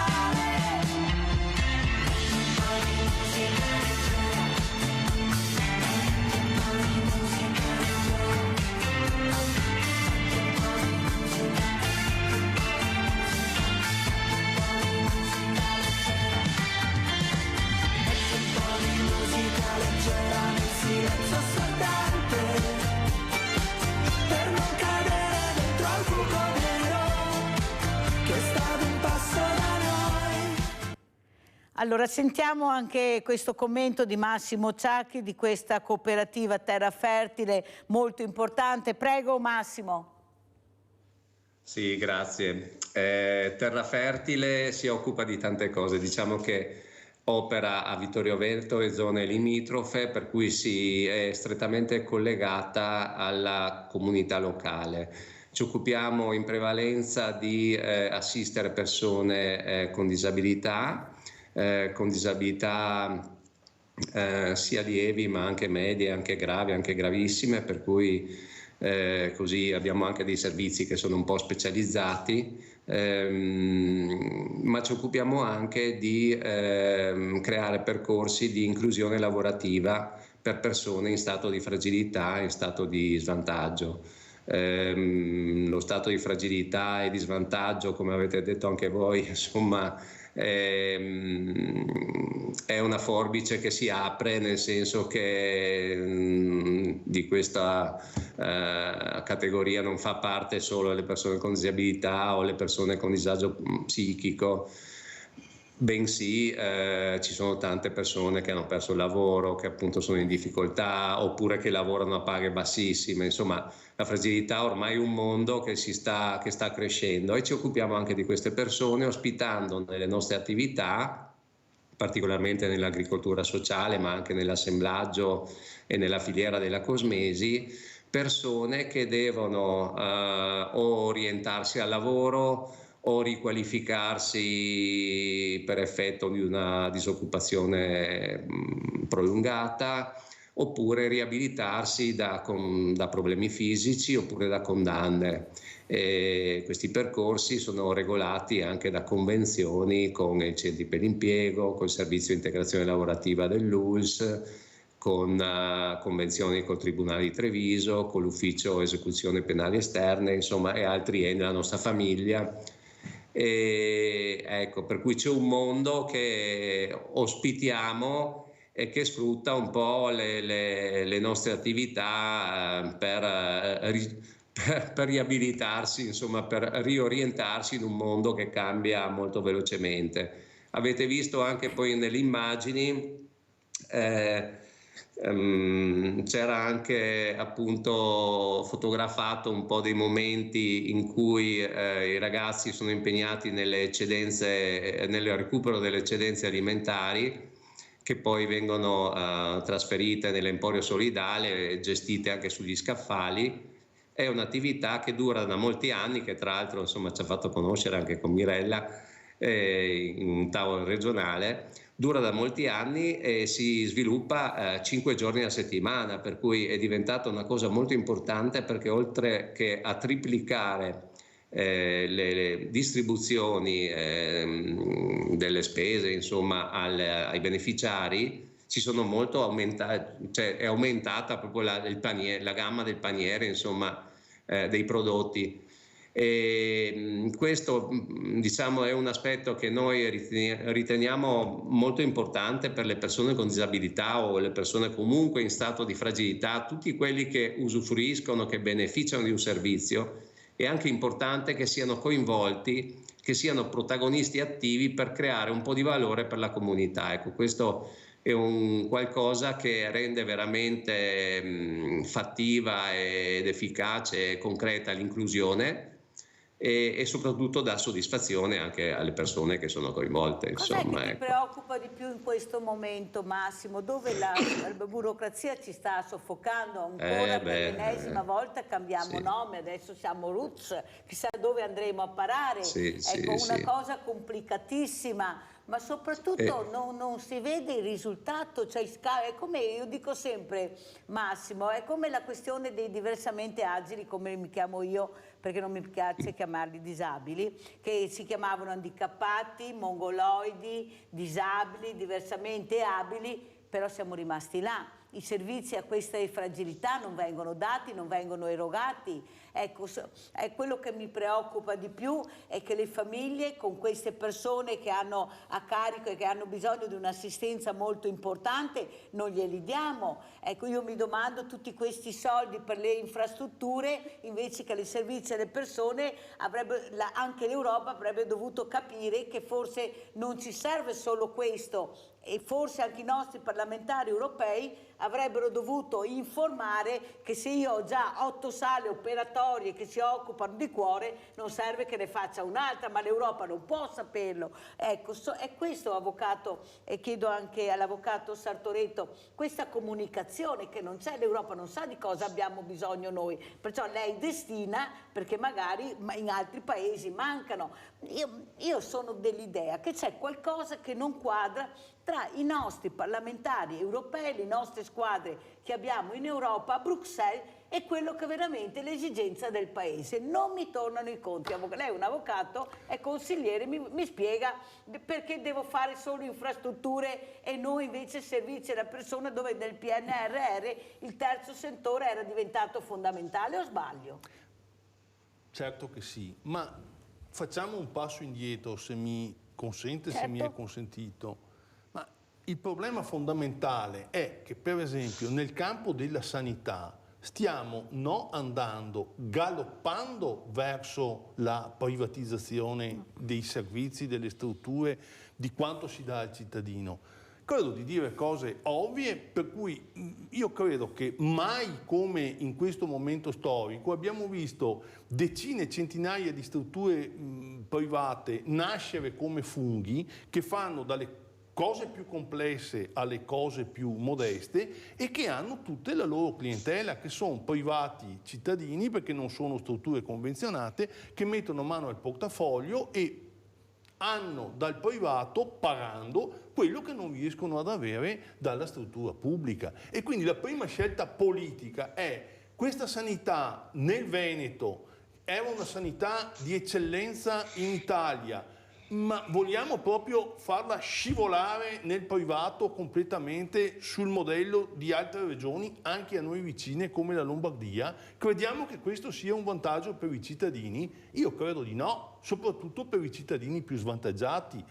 Sono partito da qua per dire che quello che poi avviene nel sociale è una conseguenza, perché se io nel settore socio-sanitario, non a caso nel Veneto le nostre unità sanitarie locali erano socio-sanitarie, nel senso che le USL si occupavano e si occupano o dovrebbero occuparsi tuttora anche di una parte del sanitario trattino sociale, quindi l'handicap e quindi gli svantaggiati, i disabili, eccetera, ma togliamo continuamente risorse e quindi ci affidiamo tutto poi al volontariato, no, non ci siamo mica, perché che ci sia la collaborazione del volontariato sta bene, è giusto, è una grandissima risorsa che questa nostra regione ha, ma non può mica il pubblico appaltare al volontariato delle attività, dei servizi che deve in qualche modo fornire lui. Cioè la regia, e per regia vuol dire no ordinare, vuol dire metterci anche il denaro e metterci i mezzi, deve essere pubblica. Nel momento in cui invece pensiamo che i privati, le associazioni vicarino l'azione pubblica, arriviamo al disastro e arriviamo a quello che stiamo vivendo oggi. Io credo, faccio un esempio concreto, che nell'ambito dell'assistenza psichiatrica, che è una questione drammatica, disastrosa, ma insomma io ho esperienza di sanità dalla fine degli anni '80, quando si iniziava con le cooperative di lavoro, eccetera, ma ritengo che si dava un servizio che tentava di rispondere alle esigenze di queste famiglie che hanno sta disgrazia in casa, eccetera, molto più allora che oggi, perché oggi solo per ottenere una visita dello psichiatra diventa un calvario. È su questo che dobbiamo riflettere e invertire la rotta. Massimo Ciacchi, come commenti le parole di Sartoretto? Prego.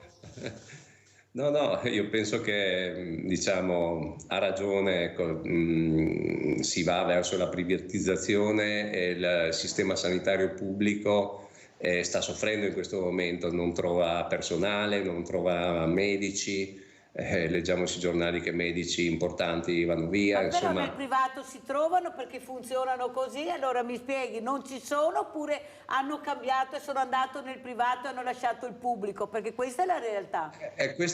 Io penso che sia così, sinceramente me lo domando tutti i giorni, perché diciamo anche noi dovessimo trovare degli operatori sociosanitari saremmo del gatto, nel senso che è difficilissimo trovarli, come è difficilissimo trovare infermieri. È evidente che c'è una migrazione verso i posti dove si guadagna di più. Il terzo settore, diciamo, gli enti del terzo settore chiaramente hanno a che fare con bilanci risicatissimi, con tariffe ridotte all'osso, diciamo, e possono permettersi di applicare il contratto nazionale del delle cooperative sociali, che comunque è il contratto più basso d'Italia, per cui la gente chiaramente fa le sue scelte. Oggi costa molto vivere, insomma, l'inflazione non si ferma, i prezzi ho capito, sono... però il privato costa tantissimo.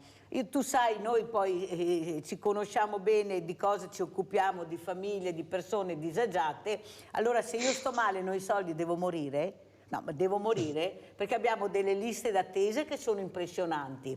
Non c'è più il personale perché secondo me si è spostato nel privato, basta vedere, l'ha detto anche l'avvocato Sartoretto, il proliferare di queste attività nuove, che è questa medicina privata, che hanno addirittura, adesso sembra che facciano anche i pronti soccorsi all'interno. Capite bene che i conti non tornano, non possono non tornare. C'è qualcuno, come diceva l'avvocato Sartoretto, che ha permesso questo perché si sta copiando una regione che è la Lombardia, dove così funziona. O sbaglio, avvocato?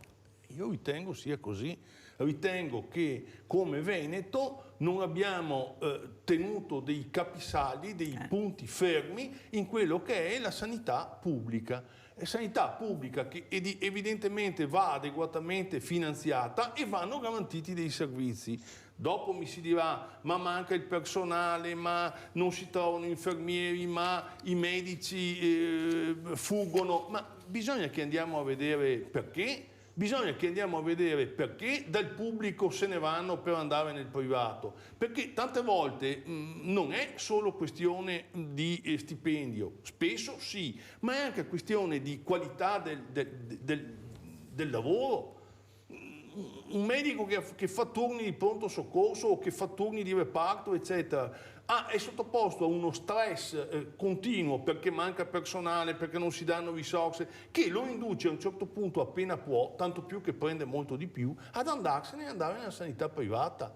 Bisogna che su questi temi si apra un tavolo di confronto e di discussione, perché se chi governa questo Veneto ritiene sia una sorta di lesa maestà nel momento in cui si mettono in discussione certe scelte fatte e si insiste nel dire che si sta distruggendo la sanità pubblica, non andiamo da nessuna parte. Ci troveremo con un'emorragia continua e inarrestabile di personale sanitario dalle strutture pubbliche che va verso le decine, centinaia di strutture private che, come ho detto prima, nascono come funghi.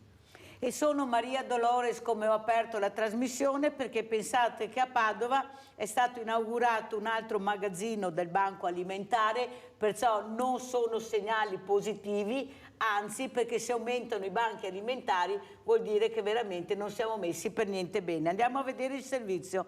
Padova, Banco Alimentare.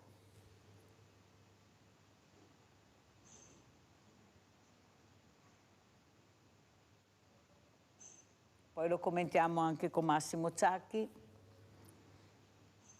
Questo è importante perché se aumentano i banchi alimentari capite bene che siamo molto preoccupati, vuol dire che c'è un'offerta e una domanda, che ormai la domanda aumenta l'offerta. Nella scaletta, seconda pagina della scaletta. Allora andiamo avanti. Massimo, allora cosa dici intanto che troviamo il servizio di questo nuovo banco alimentare a Padova? Ecco, tu sai quanto importanti sono i banchi alimentari, come diceva giustamente il nostro Sartoretto, c'è qualcosa però che non può fare sempre il mondo del volontariato, mettere le pezze dappertutto, perché la politica non riesce a mettere pezze. È stato trovato, andiamo a vedere. Inaugurato ieri a Pianiga nel Veneziano il nuovo magazzino del Banco Alimentare, riferimento per i volontari delle province di Padova e Venezia. Il centro si sviluppa su una superficie di 1000 metri quadri ed è affiliato a quasi 100 associazioni di volontariato, parrocchie, Caritas e mense. Per noi è assolutamente una grande opportunità per poter essere ancora più vicini alle associazioni di questo territorio che magari hanno un po' troppa distanza rispetto al nostro magazzino di Verona e che quindi avranno la possibilità di essere serviti in modo più adeguato e migliore. Una storia trentennale, quella del Banco Alimentare, nato nel 1993 Da allora sono stati migliaia i volontari che hanno aderito a questo progetto. Prodotti che raccogliamo, che vediamo qua dietro una bella rappresentanza di prodotti, questi prodotti sono poi successivamente distribuiti con frequenza mensile alle associazioni che sono convenzionate con il Banco Alimentare e vengono mensilmente a ritirare i prodotti.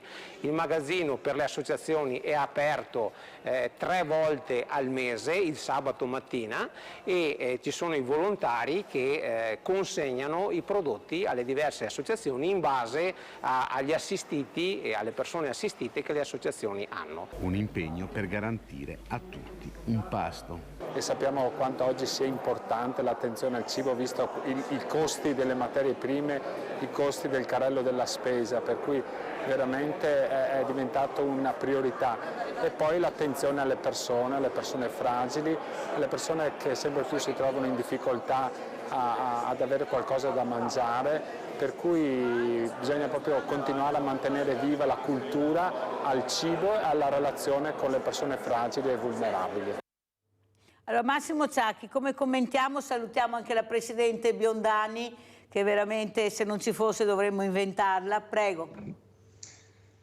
Che concordo, è un problema, sì, come dicevi tu Mirella, se aumentano appunto i punti del Banco Alimentare, se aumenta il bisogno appunto di incrementare le raccolte delle eccedenze e aumentare le distribuzioni, questi sono segnali ovviamente non positivi, ecco, questo è chiaramente una grossa preoccupazione. Assistiamo al fatto che appunto ci sono molte persone che perdono il lavoro, che perdendo il lavoro si trovano in grossissima difficoltà, no? C'è una gamma di persone veramente molto estesa, ecco, che si trova in difficoltà senza accorgersene, per cui diciamo c'è una grande fascia di vulnerabilità nella società che si trova di punto in bianco a non poter né curarsi né mangiare, insomma questo sono segnali ovviamente che la politica dovrebbe cogliere, diciamo bisognerebbe un po' rifondare anche diciamo proprio tutto l'aspetto sociosanitario, nel senso che operiamo secondo schemi che abbiamo costruito nel Novecento, ma oggi la società è cambiata, bisogna rivedere un po' tutto, ecco, bisogna fare in modo che le comunità si ricompattino e ci sia comunque la forza della politica che si reinteressa alle comunità, alle fasce più fragili e al settore sociale, perché il settore sociale è quello che tiene coesa una comunità, insomma. Però parlavo prima con l'avvocato Sartoretto, Massimo, che questi sono messaggi devastanti. Noi stiamo cercando di far capire che non è un bel percorso quello che sta facendo il volontariato, anzi, e non è un fiore all'occhiello sentire che si apre questo banco alimentare in una città come Padova. Capite che i giovani che recepiscono e anche i diversamente giovani e le famiglie, questi sono messaggi che veramente ti mettono con le spalle al muro, perché ti fanno capire che le famiglie non ce la fanno più, che le fragilità sono allo sbando totale, sono alla canna dal gas. Avvocato Sartoretto. Sì, io ho visto con interesse il servizio e come si fa a non dare tutto il nostro applauso a volontari che riescono a mettere in piedi un'organizzazione del genere che dà delle risposte concrete, tangibili a chi è in difficoltà. Però è anche vero che ecco, l'apertura di una nuova struttura deputata a fare quel servizio deve indurre in allarme la politica, perché siccome ritengo che non lo facciano per divertimento, ma lo facciano per dare delle risposte, dimostrando un grande spirito di abnegazione e di generosità, bisogna però che ci rendiamo conto che il sorgere di questi banchi alimentari sta a significare che aumenta in maniera esponenziale la domanda di soccorso di chi non ce la fa ad arrivare a fine mese, e bisogna che la politica si renda conto che non sono lavoratori extracomunitari o non sono solo lavoratori extracomunitari o gente che non ha lavoro, no, sono tantissime famiglie italiane che, come diceva il presidente Ciacchi prima, senza accorgersi scivolano da una condizione di vita accettabile nella povertà, nella mancanza di mezzi di sussistenza giornalieri. Su questi temi non possiamo come politica demandare al volontariato la soluzione, bisogna che la politica dia delle risposte, perché il volontariato è una grossa mano, ma non può essere appaltato al volontariato il soccorso di una fascia sempre più vasta di popolazione che è in una fase di difficoltà e di indigenza. Sa, avvocato Sartoretto, che la famosa frase "pensar male si fa peccato ma ci si azzecca" mi viene molto spesso nell'orecchio, perché alla fine di tutto questo discorso che ha fatto lei, abbiamo sentito anche Ciacchi, vuol dire che le persone si rassegnano a questo percorso che porta alla povertà. Si rassegnano perché, non trovando risposte dai servizi sociali, dagli assessori al sociale, dalla politica a livello regionale e a livello nazionale, non resta altro che rassegnarsi, perché non hanno nessun'altra arma in mano. Soldi non li hanno, burocrazia incredibile, domande che rimarranno senza risposta perché non ci sono le strutture per accogliere le persone in difficoltà, e sono tante e a 360 gradi. E allora, Massimo, cosa dobbiamo fare? Cosa dobbiamo far capire, come dice l'avvocato Sartoretto, a questa politica che sente ma non ascolta, che vede ma si mette gli occhiali per non vedere, per non dare risposte? Prego. Ma è difficile rispondere a questa domanda. Diciamo che noi dobbiamo fare un cambio culturale, ecco, per poter continuare a sperare di vivere bene e che i nostri figli possano vivere con speranza anche loro. Ecco. Noi viviamo una società estremamente competitiva ed espulsiva per quel che riguarda le fragilità, e come avete detto bene anche l'avvocato Sartoretto, se non ci fosse il volontariato, no, diciamo che queste persone non avrebbero risposte, cioè sarebbero proprio abbandonate. Ma qui ci sta non solo un cambio nella mentalità dei politici, ma un cambio della nostra mentalità. Dobbiamo chiederci anche che cosa ci fa star bene nella vita. Sono avere più soldi, avere più potere, poterlo esercitare, oppure avere la possibilità di aiutare qualcuno, perché al di là di ogni messaggio religioso o ideale politico, noi dobbiamo cogliere il fatto che aiutare qualcuno ci fa star bene. Ma questo non è che deve essere una prerogativa delle associazioni di volontariato, delle cooperative sociali o di quant'altro, del terzo settore. Deve essere la prerogativa di tutti, diciamo, perché viviamo un malessere in un Veneto che comunque ha un benessere economico, produttivo, eccetera, insomma, che è ai vertici, diciamo, no, economici, diciamo, del paese, ma la popolazione vive un malessere. Pensare al futuro, anche se hai i soldi, ti viene male. Non riesci a immaginartelo, no? E dobbiamo un po' anche cominciare a pensare che forse dobbiamo occuparci della comunità intorno a noi, delle persone intorno a noi. Ma questa cosa le dico al di fuori di ogni proprio aspetto religioso, politico, ideologico, eccetera. Proprio a livello umano siamo fatti così noi. Abbiamo bisogno di essere attenti agli altri, ai nostri vicini di casa, alle persone che possiamo aiutare, no? Cioè dobbiamo costruire una mentalità anche che ci faccia un po' elevare dalla miseria spirituale, diciamo, dalla povertà di spirito in cui siamo caduti, ecco, no? In cui conta solo il Dio denaro, conta solo il potere da esercitare. Per chi ce l'ha però, Massimo, vede qua il problema. Il problema sì. è che purtroppo la grande finanza i soldi sono in mano a 10 persone, ecco, 10 multinazionali.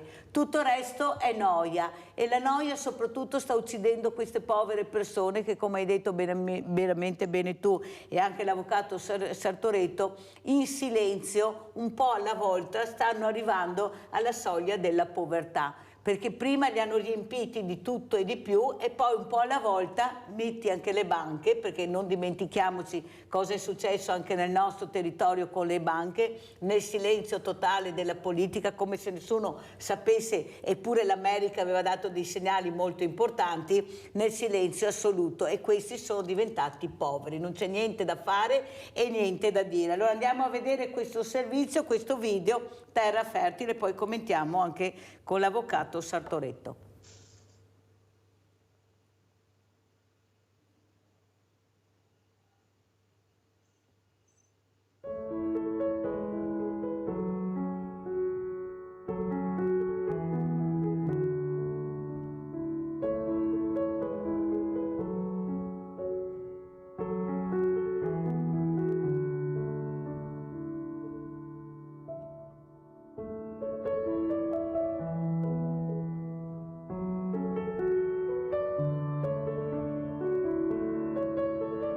L'opera è stata progettata nei laboratori artistici di Terra Fertile, società cooperativa sociale Onlus di Vittorio Veneto, e realizzata in collaborazione con Amorim Cork, azienda leader in Italia per la produzione e vendita di tappi in sughero.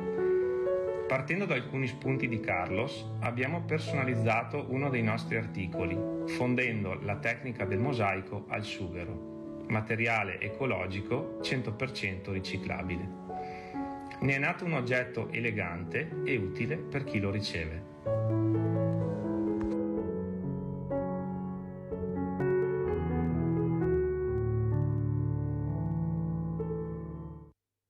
Allora, avvocato Sartoretto, come commentiamo quello che ha detto il nostro Massimo Ciacchi, persone che sono nel territorio, dobbiamo fare comunità, ma è difficile perché il mondo del volontariato è senza giovani, noi abbiamo bisogno di giovani volontari e tutte le associazioni non li hanno, compresi gli alpini che l'hanno detto qua, perché il volontariato dovrebbe essere una materia scolastica.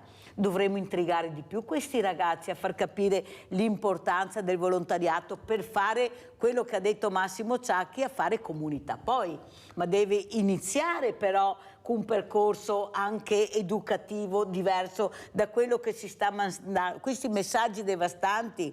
Abbiamo un problema di obesità veramente infantile, qua si continua a dire mangiate, bevete, tutto gratis, qual è il problema? E quelli che dovrebbero dire attenzione invece fanno qualcos'altro, diciamolo così, perché sennò qua il discorso diventa molto pericoloso se vado avanti. Prego, avvocato.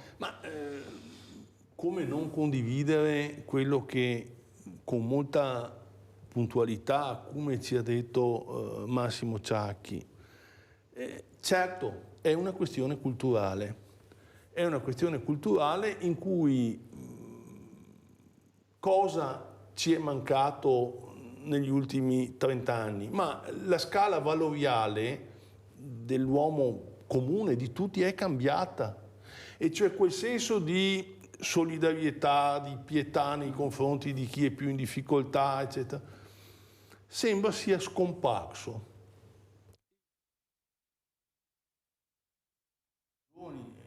Ai miei tempi, insomma, la disuguaglianza sociale era uno dei motori della contestazione, della protesta, eccetera. Invece oggi assistiamo anche a un mondo di giovani che in larga parte è chiuso su se stesso, sul suo particolare.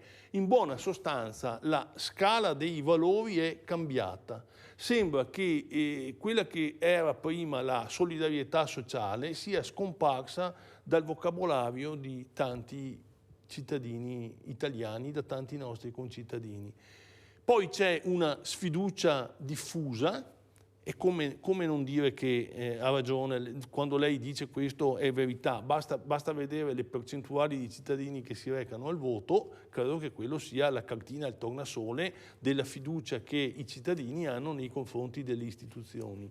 Allora che fare?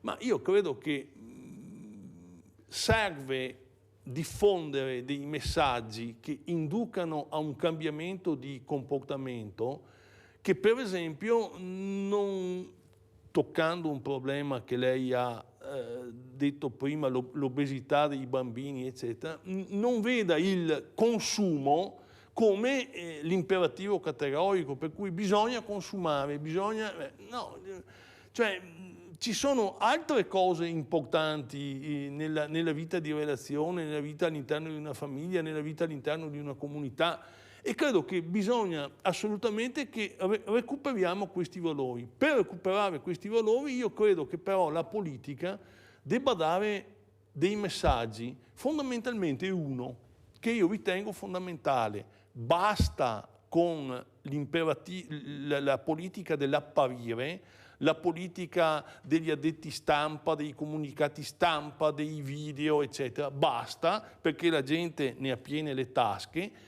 Inauguriamo una politica del fare e del proporre cose attuabili e non inarrivabili che in ogni comunità si possono realizzare mettendo in pista delle buone pratiche. Prima fra tutti un partenariato con l'associazionismo che sia vero partenariato, non sudditanza dell'associazionismo nei confronti della pubblica amministrazione e non sfruttamento dell'associazionismo da parte della pubblica amministrazione. Se ognuno fa il suo con onestà intellettuale, forse da qualche parte in senso positivo andiamo. Andiamo a vedere anche l'ultimo video che ci ha mandato Massimo Ciacchi, video Terra Fertile, varie attività, e poi commentiamo quello che ha detto l'avvocato Sartoretto. Tell yourself you're perfect, tell yourself you're right, tell yourself whatever helps you sleep at night, tell yourself that it makes some sense and you've been justified, whatever helps you sleep at night, whatever helps you sleep at night, whatever helps you sleep at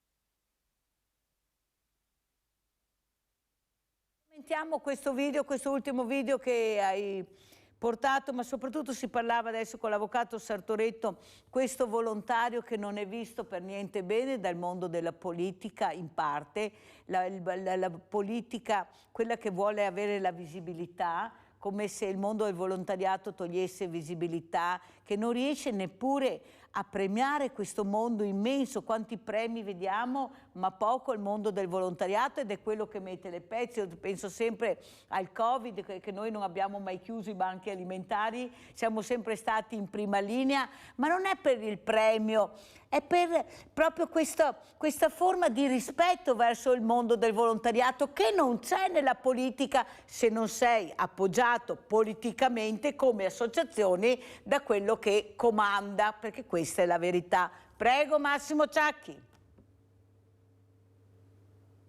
Insomma, l'avete visto, parla da solo, insomma. Richiamava anche la vendemmia dell'anno scorso, purtroppo quest'anno, causa la grandine, non abbiamo vendemmiato, insomma. Ma a parte questo, ritorno sui discorsi di prima. Viviamo una grandissima crisi delle rappresentanze, non ci sentiamo più rappresentati, no?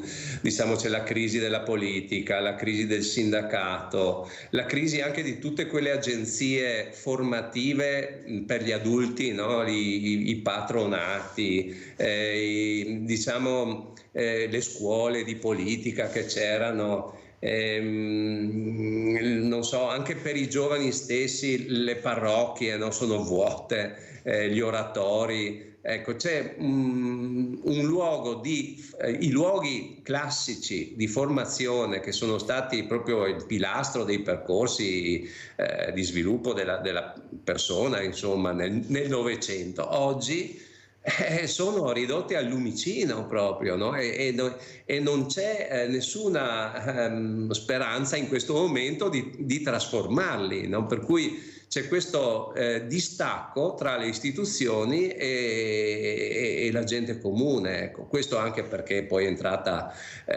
prepotentemente la tecnologia nelle nostre vite, ci ha ancora di più separato, no? Insomma, è complessa la società di oggi, è difficile anche fare un discorso organico, è molto complicato, insomma. Però di fatto noi abbiamo bisogno di riuscire a costruire nuove politiche che partano anche dal basso. Io penso alle politiche abitative, al di là di quelle emergenziali che conosciamo bene, di tutte le persone che non hanno casa, che non hanno i soldi, eccetera. Parlo anche di politiche abitative per questa fascia di anziani che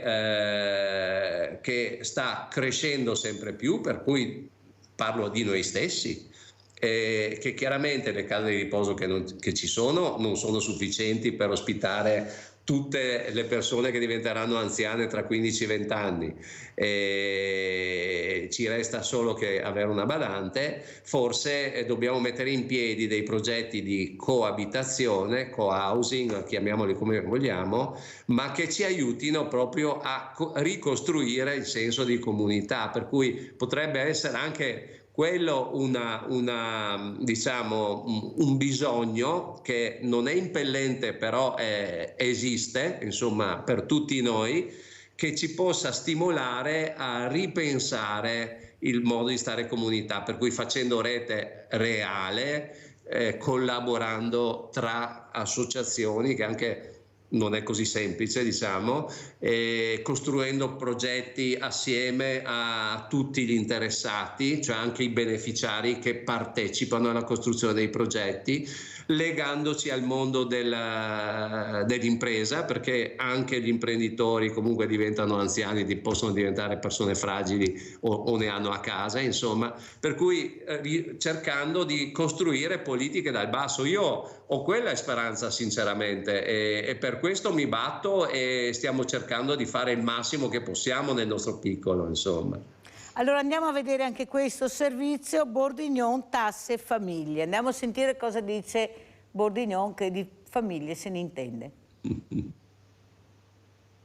Calo demografico. Se il problema è grave e coinvolge tutto il paese, ci sono aree dove la denatalità sta raggiungendo livelli record che oltrepassano i confini europei. È il caso del Veneto, che ha perso una media di 1.000 nuovi nati all'anno e in alcune specifiche zone ancora di più. Nel nostro territorio che sta vivendo questo andamento, abbiamo la zona pedemontana che è particolarmente segnata da questo travaglio. Abbiamo comuni che nel giro degli ultimi 20 anni hanno perso il 60% dei bambini. Le conseguenze saranno pesanti sulla sostenibilità del sistema economico, sanitario, del welfare.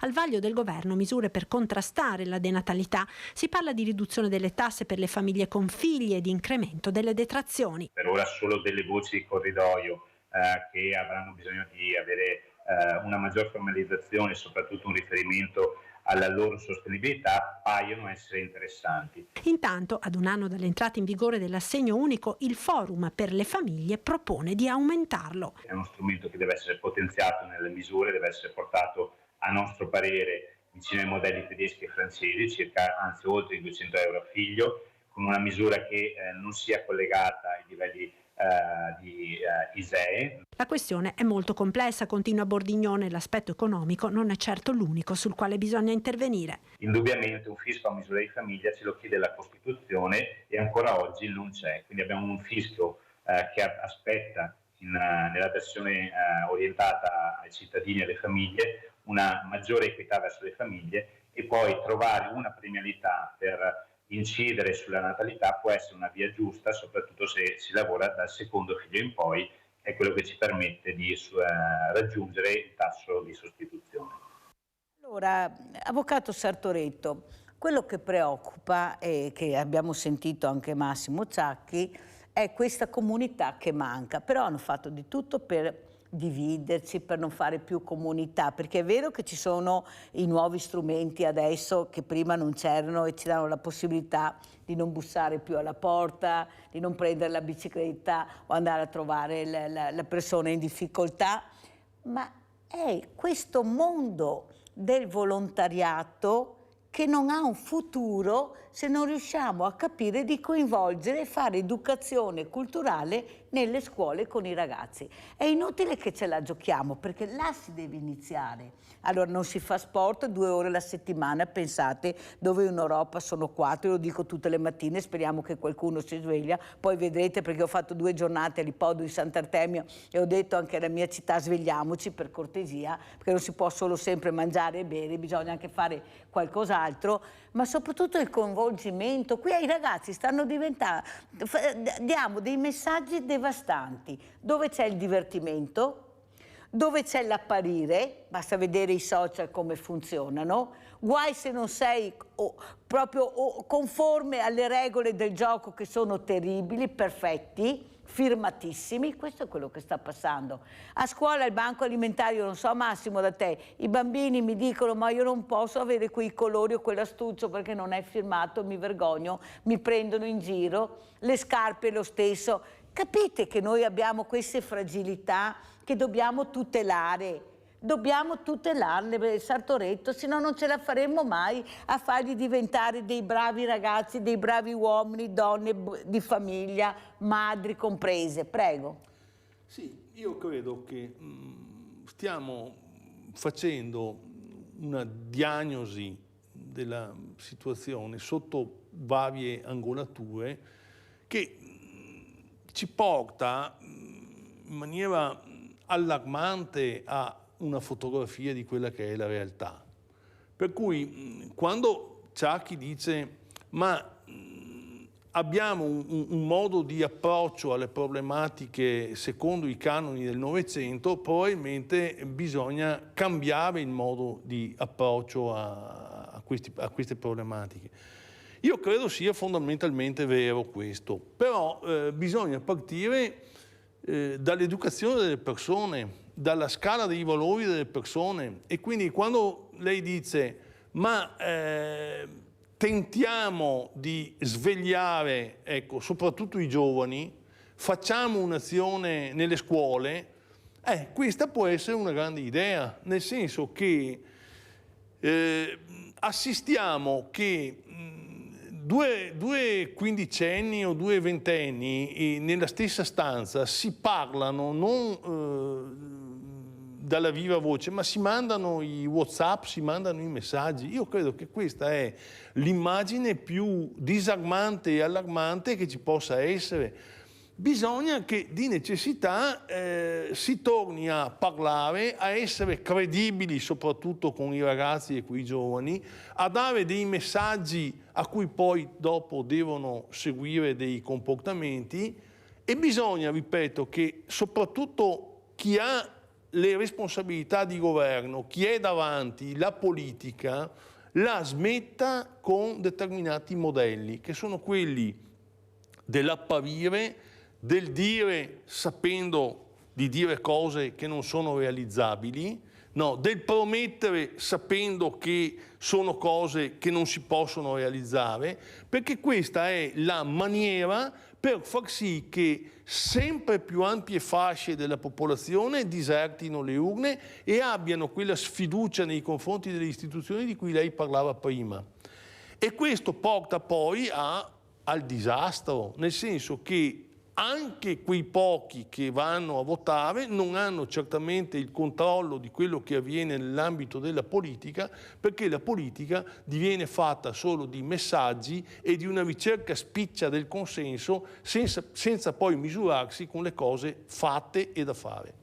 Allora, Massimo Ciacchi, come commenti? Io ripeto, ieri ho avuto queste 2 giornate, poi vi farò vedere tutti i video, sono dei video molto belli e sono rabbrividita nel vedere, Massimo, come le famiglie che finalmente sono arrivate con questi figli diversamente agili, come hanno gradito questi 2 giorni, come hanno gradito vedere delle persone competenti che insegnavano loro che ci si può divertire anche se non sei normodotato, diciamo così, perché non voglio usare altre parole, ma soprattutto che finalmente hanno avuto l'attenzione che si meritano. Ecco, il rispetto di queste creature e di queste famiglie, che è quello che facciamo noi con i nostri banchi alimentari, con le promozioni che facciamo, con gli avvenimenti che facciamo, ma siamo sempre isolati, fanno fatica ad arrivare chi di dovere, perché sono sempre impegnati a qualcos'altro che a noi proprio non interessa. Prego, Massimo Ciacchi. Sì, io volevo collegarmi un po' a ciò che diceva l'avvocato Sartoretto, cioè c'è la difficoltà nel parlare ai giovani. Purtroppo la società è cambiata a velocità vertiginosa e ha creato una distanza enorme tra le generazioni e noi siamo veramente in grossa difficoltà a capire veramente i bisogni dei giovani, a parlare dei linguaggi che siano per loro interessanti e questo è il problema più grosso, perché di fatto normalmente la politica insomma è costituita da persone comunque di una certa età e che non riescono proprio a immaginarsi delle politiche come le vorrebbero i giovani. Ecco, per quello anche penso che il volontariato bisognerebbe portarlo nelle scuole, ma bisogna anche parlare ai giovani in un certo modo, bisogna entrare nelle loro reali visioni di quello che è il futuro. Non possiamo noi dare una visione, dobbiamo chiedere a loro quale secondo loro sarà il loro futuro. Hanno un modo di ragionare, di pensare, di comunicare, di prendere le informazioni completamente diverso dal nostro. E per cui secondo me questa è proprio una chiave di volta, insomma, unito al fatto che poi c'è la denatalità, come diceva giustamente Bordignon, insomma, che conosco benissimo e che da anni lavora a sostegno della famiglia e della natalità, insomma. Cioè veramente noi ci stiamo togliendo gli strumenti proprio per poter dare un futuro alla nostra società. Eppure Massimo, è stato fatto un test proprio sui ragazzi, non so se l'hai sentito, dove hanno chiesto cosa vorresti nella scuola, una scuola che mi intrighi di più. Vorrei un dopo scuole più manuale. Allora, loro non è che proprio sono zitti e non dicono di quello che avrebbero bisogno, avrebbero piacere di fare. È che qualcuno non ascolta. Io non posso essere fortunato perché sono in quella scuola e ho quel dirigente che ha la passione, che è sensibile. Io devo avere quello che mi aspetta di diritto. Io vado a scuola e deve essere una scuola completa, perché se questo test è emerso che questi ragazzi chiedono questo, vuol dire che qualcosa non funziona o sbaglio, Sartoretto?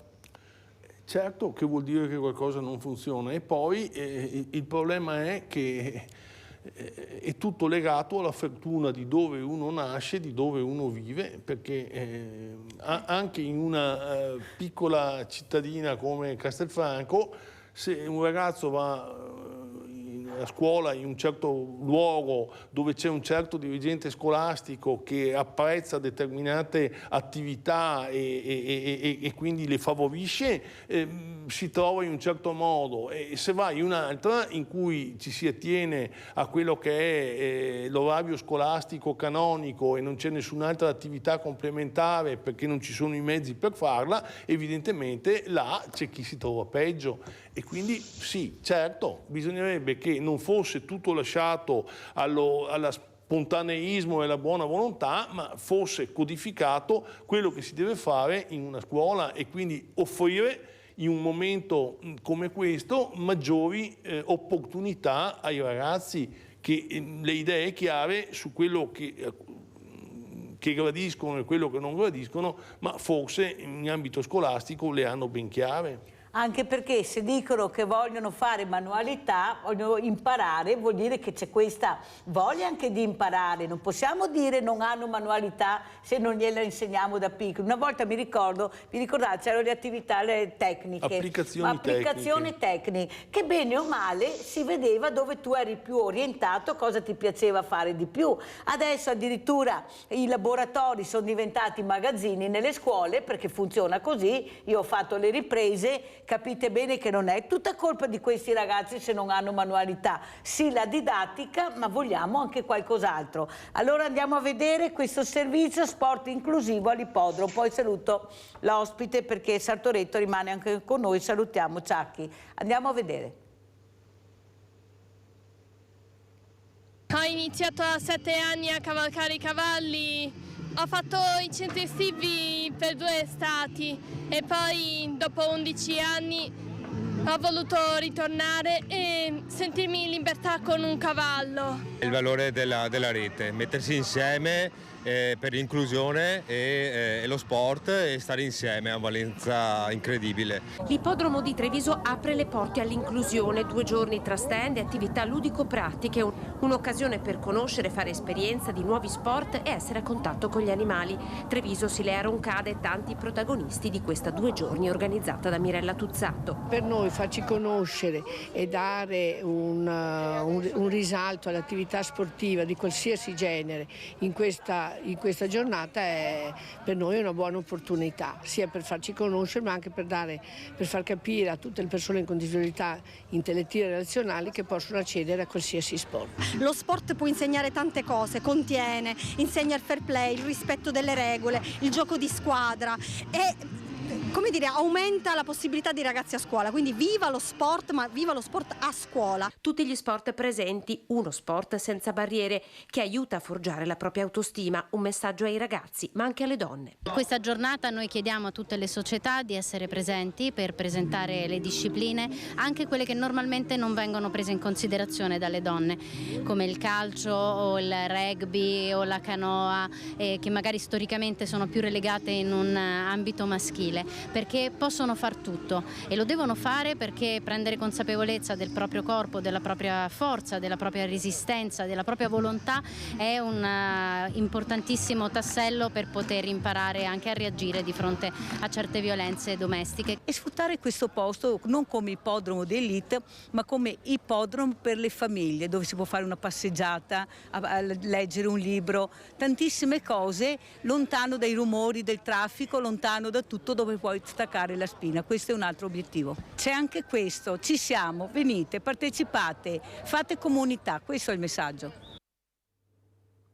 Massimo Ciacchi, cosa ne pensi di queste iniziative? Che il prossimo anno ti coinvolgerò, però sono sicura che farò anche la terza edizione, non c'è 2 senza 3, perciò la terza la farò, chi c'è, chi non c'è. Pazienza, prego Massimo. Bellissimo lo sport,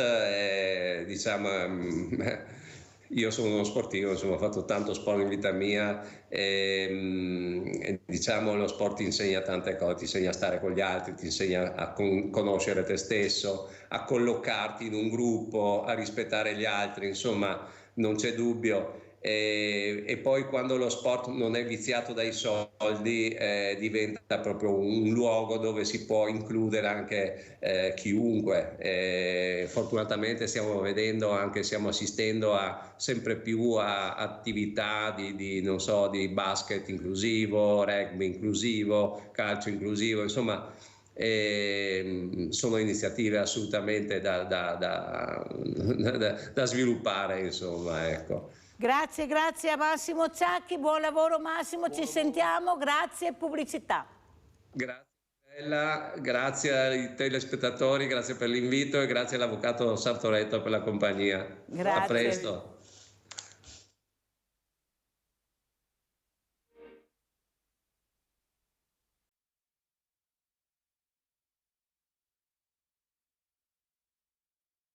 Ecco qua, buongiorno, buongiorno, vediamo collegata la nostra Paola Viola, presidente Una Mano per un Sorriso for Children.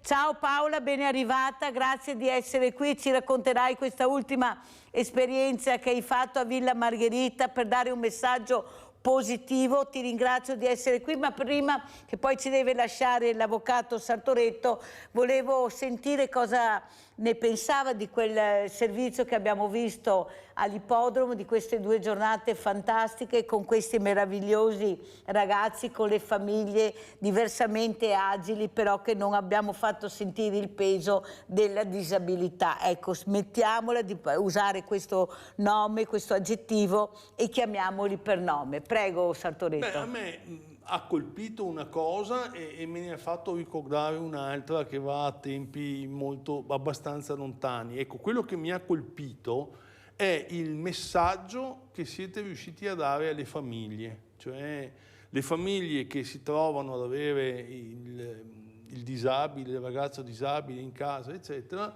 vedono che c'è questa possibilità che dà l'attività sportiva e che viene data concretamente, tra l'altro in varie attività sportive e gratuitamente, e credo sia un grandissimo messaggio di conforto, di fiducia, e che induce le famiglie a credere che insomma non c'è solo chi si volta dall'altra parte, ma c'è anche chi li guarda in faccia e tende una mano, e questo è il messaggio più bello e più importante. Poi vedendo la ragazza che all'inizio ha parlato dello sport e questo, mi è venuto in mente che alla fine degli anni 80, ecco, io ero consigliere di amministrazione della nostra ULSS, che allora era Asolo Montebelluna, e siamo stati forse una delle prime ULSS del Veneto che ha introdotto la ipoterapia. Devo dire la verità che io avevo dei collaboratori che mi hanno aperto a quest'idea, perché io venivo da un mondo in cui insomma queste cose erano un po' difficili da capirle, ma ci ho creduto e abbiamo avuto dei grandissimi risultati e delle grandissime soddisfazioni. Come ricordo che una delle prime associazioni sportive per diversamente abili venne messa in piedi a Montebelluna, dove facevano tutta una serie di attività con vari sport, anche là dando delle risposte che mi consente di dire entusiasmanti, ecco, sia per chi ha contribuito a realizzarle, sia perché si vedeva che effettivamente, ecco, il tendere questa mano alle famiglie dava un messaggio di serenità, di tranquillità, e faceva capire alle famiglie che il pubblico, che la politica con la P maiuscola, in fin dei conti c'era. Sentiamo allora Paola Viola, presidente Una Mano per un Sorriso, questo weekend incredibile dove sabato era a Villa Margherita, per dare anche lei dei messaggi positivi di supporto a quelli che non riescono ad avere quello che abbiamo noi e che vivono in maniera incredibilmente povera, e noi forse non li conosciamo abbastanza. Prego Paola. Niente, buongiorno a tutti, è stato veramente molto positiva, bellissimo, vabbè, in una cornice ovviamente inclusiva, perché questo poi alla fine questo posto che avete creato, che hai creato Mirella, che stai tenendo in piedi, che stai rendendo vivo, veramente dà gioia e serenità alle persone. Abbiamo portato uno dei nostri progetti questa settimana appunto a Villa Margherita Inclusiva, che si chiama Mike's is Mice. È un progetto che vuole avvicinare le persone alla comunicazione empatica, fondamentalmente. Per farlo abbiamo deciso di usare la magia e la clown terapia, dove attraverso questi strumenti è molto più semplice avvicinarsi alle persone ed entrare in contatto con le persone.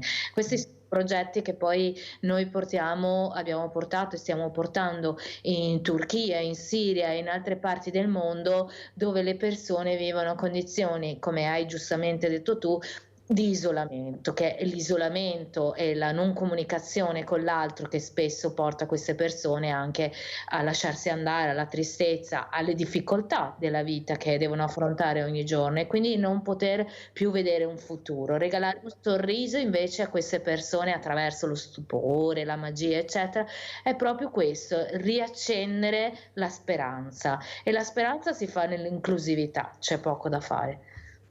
Allora sentiamo come ci saluta e cosa aggiunge l'avvocato Sartoretto, così saluta anche la nostra Paola Viola e commenta quello che ha detto Paola Viola. Sì, la signora Viola, che saluto, è stata e ha espresso queste parole nel solco di quello che ci siamo detti questa mattina. Ecco, io credo che la grande meta, ecco, sia includere sempre di più chi è in difficoltà, aprire alle famiglie di chi è in difficoltà, fare capire alle famiglie che non ci sono solo i volontari che svolgono un'opera egregia, ma che anche la politica, anche le amministrazioni sono vicine a queste realtà e fanno quello che possono per rendere la vita più semplice, meno complicata e soprattutto, ecco, rendere una vita più felice a chi è già in difficoltà perché è svantaggiato.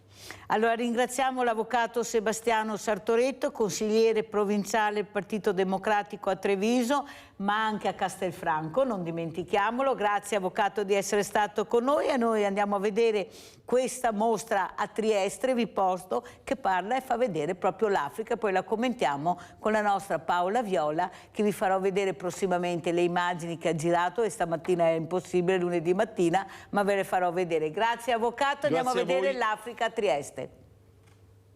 3 sale espositive dove in marzo abbiamo inaugurato 3 mostre completamente diverse una dall'altra, ma che lanciano in termini di qualità e di attrazione questo contenitore con tutto quello che poi verrà dopo il Museo del Mare. La proposta espositiva del magazzino 26 si arricchisce di una nuova mostra inaugurata stamani, il mito dell'arte africana nel Novecento, da Picasso a Man Ray, da Caldera a Basquiat a Matisse. Il sottotitolo spiega il contenuto, ovvero la contrapposizione fra l'arte che nasce e si sviluppa in Africa e gli artisti più caratteristici del secolo scorso che di fatto a quel continente si abbeverarono.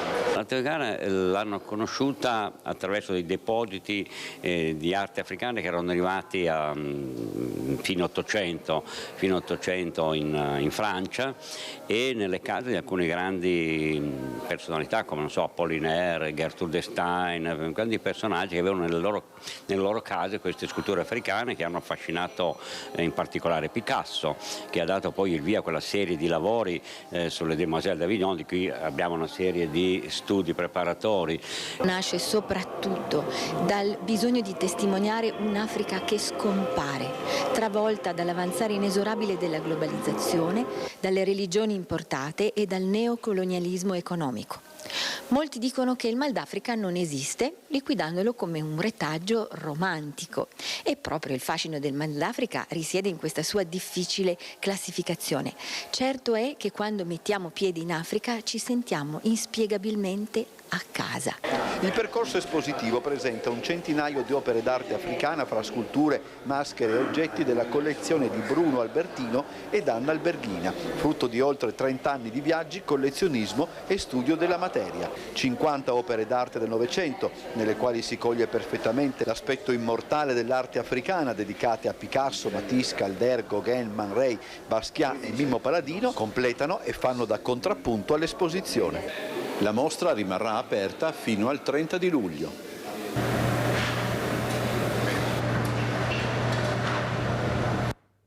Allora Paola Viola, tutto il mondo è paese, riusciamo ad avere anche queste immagini, questi bellissimi servizi. Come lo commenti, Paola? Lo commento finalmente. Finalmente si riesce a vedere qualcosa che possa essere bello fuori dai nostri schemi.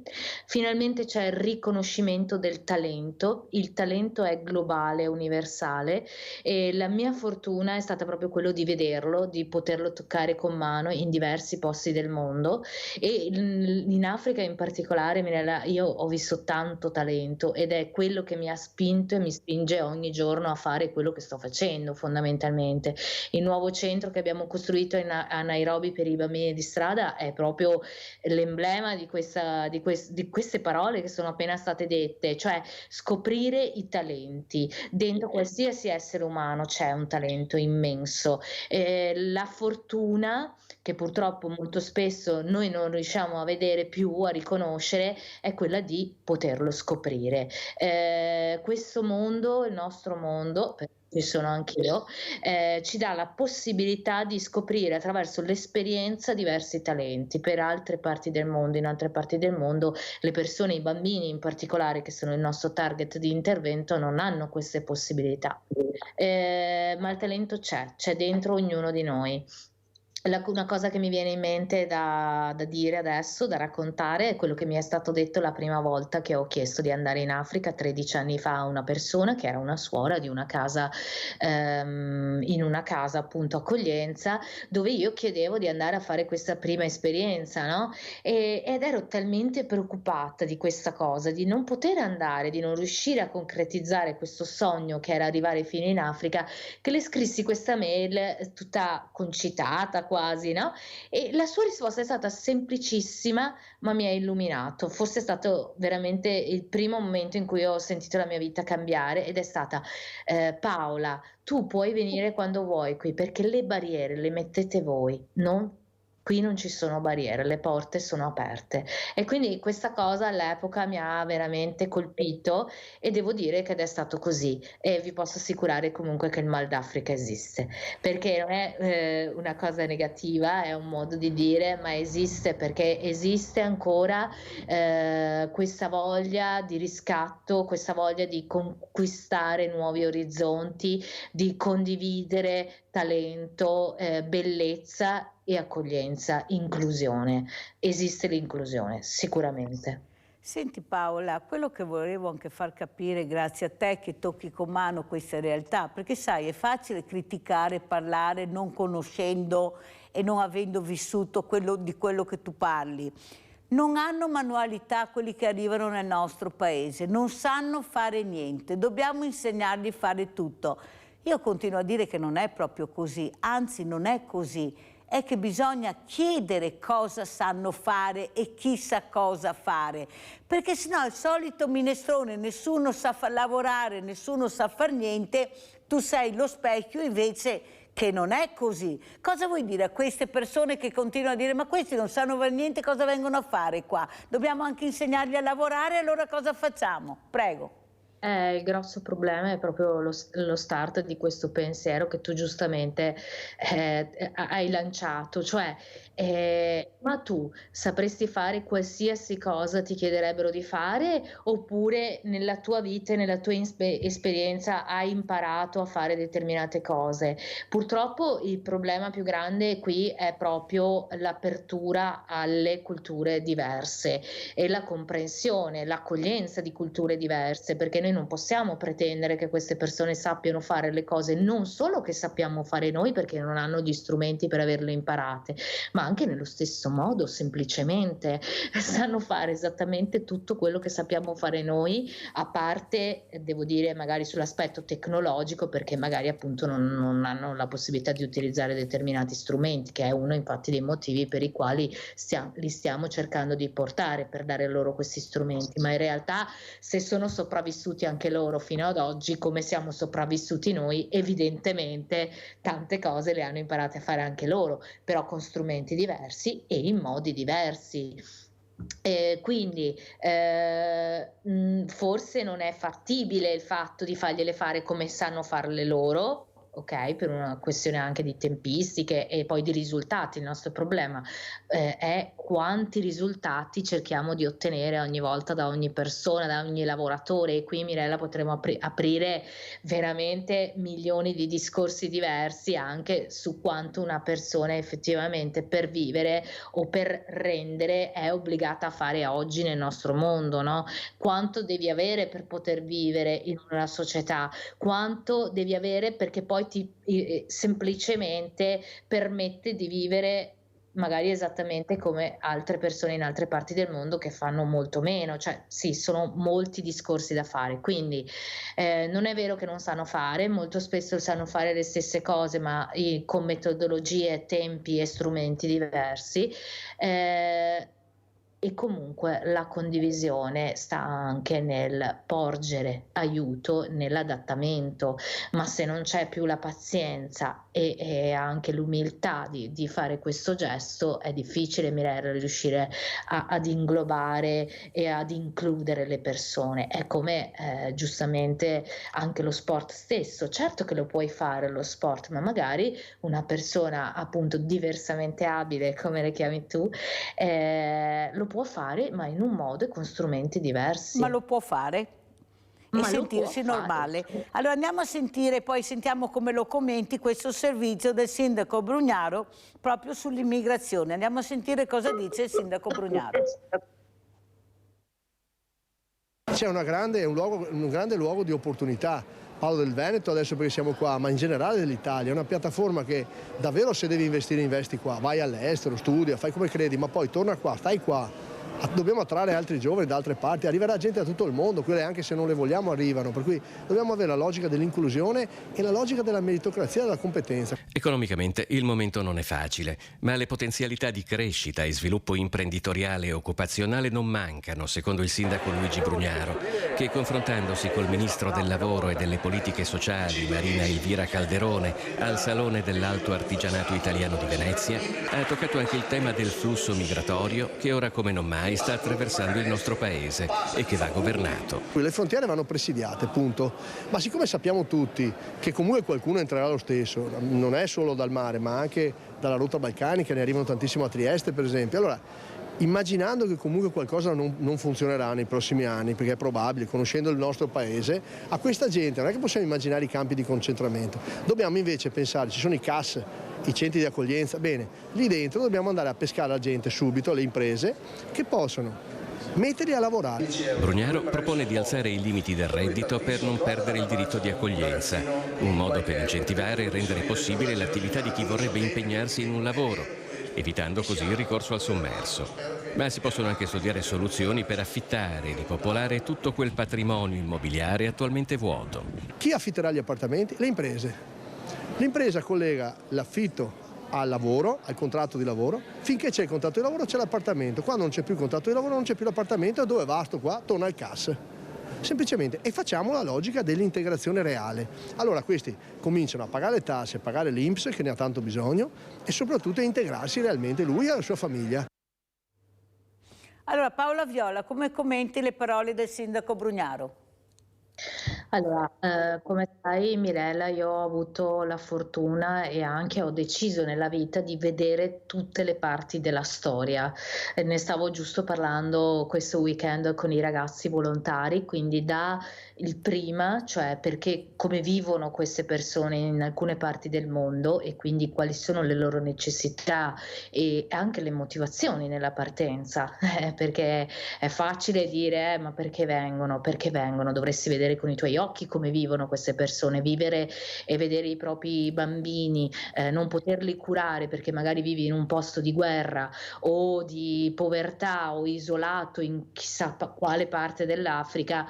È difficile dire se tu non partiresti da un posto così per salvare i tuoi bambini, per aiutarli a guarire, a stare bene, ad avere un'istruzione, eccetera, eccetera. Quindi io mi ritengo veramente molto fortunata per aver deciso nella vita di investire la mia vita nel vedere tutte le parti di questa storia. Da poi i campi profughi, dalla Turchia alla Grecia, eccetera, a Trieste. Ho visto anche la rotta balcanica e quello che dico sempre alle persone è che un po' la parte più fumosa e meno concreta di quello che io ho visto è proprio quello che succede da quando le persone arrivano qui, ok? Quindi da quando arrivano in Italia in poi per me è la parte più difficile. E anche che non ho ben capito cosa succeda, è un po' fumosa. Io trovo questo intervento veramente illuminante e concreto, che possa realmente dare una risposta. Qui mancano le risposte, mancano le soluzioni, perché in Africa riusciamo a trovare una soluzione perché alla fine fondamentalmente quello che noi stiamo facendo nei territori è proprio cercare di impedire che queste persone arrivino a una disperazione tale per decidere anche di partire, per esempio, dare un'istruzione di qualità competitiva a queste persone nei luoghi di appartenenza significa non metterli in un barcone, cioè diciamo le cose come stanno, perché è questo anche il nostro obiettivo. E quindi qui non si capisce poi cosa succeda. Quindi mi è piaciuto molto questo intervento e penso che sia veramente illuminante, dovrebbe essere ascoltato ma non solo messo in pratica da domani. Senti Paola Viola, ci puoi dire anche se tu, visto che tu tocchi con mano e puoi parlare di queste cose, non per sentito dire perché me le hai vissute, la storia dei minori, che fine fanno, dove vanno? Ecco, perché veramente io veramente sono molto preoccupata di queste creature che non hanno colpa di niente e pensate non hanno più genitori, non hanno più niente. Ecco, cosa si pensa di fare con questi minori?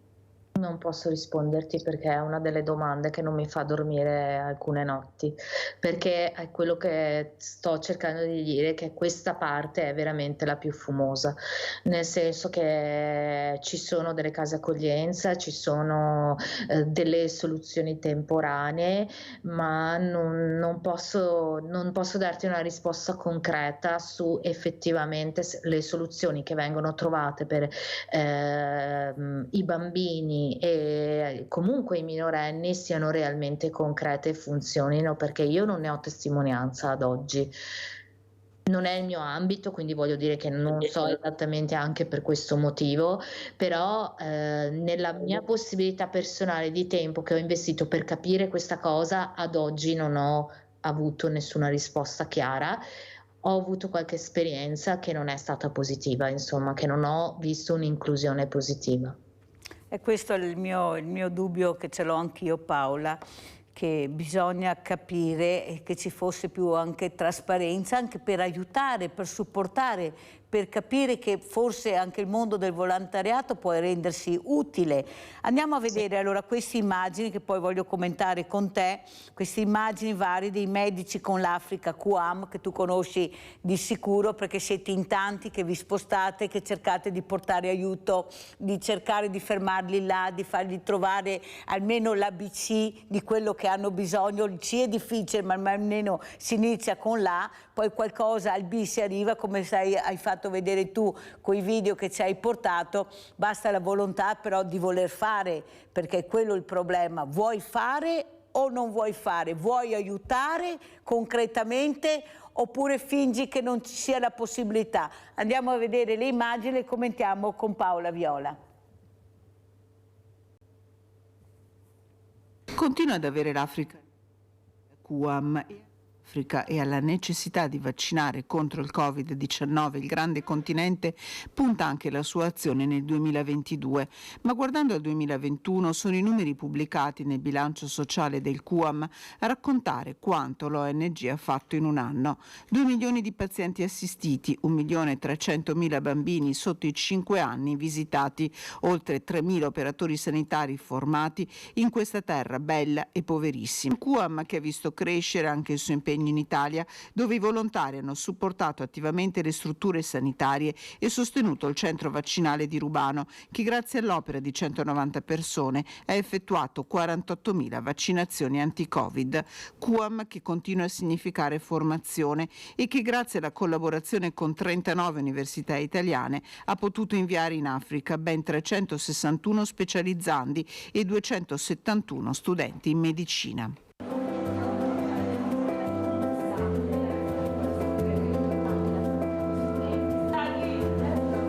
Non riusciamo a rifornire, la farmacia non è piena, alcuni mancano proprio letteralmente, altri abbiamo uno stock limitato perché insomma in linea con quella che è la crisi generale economica che stiamo vivendo, anche il Sierra Leone affronta dei gravi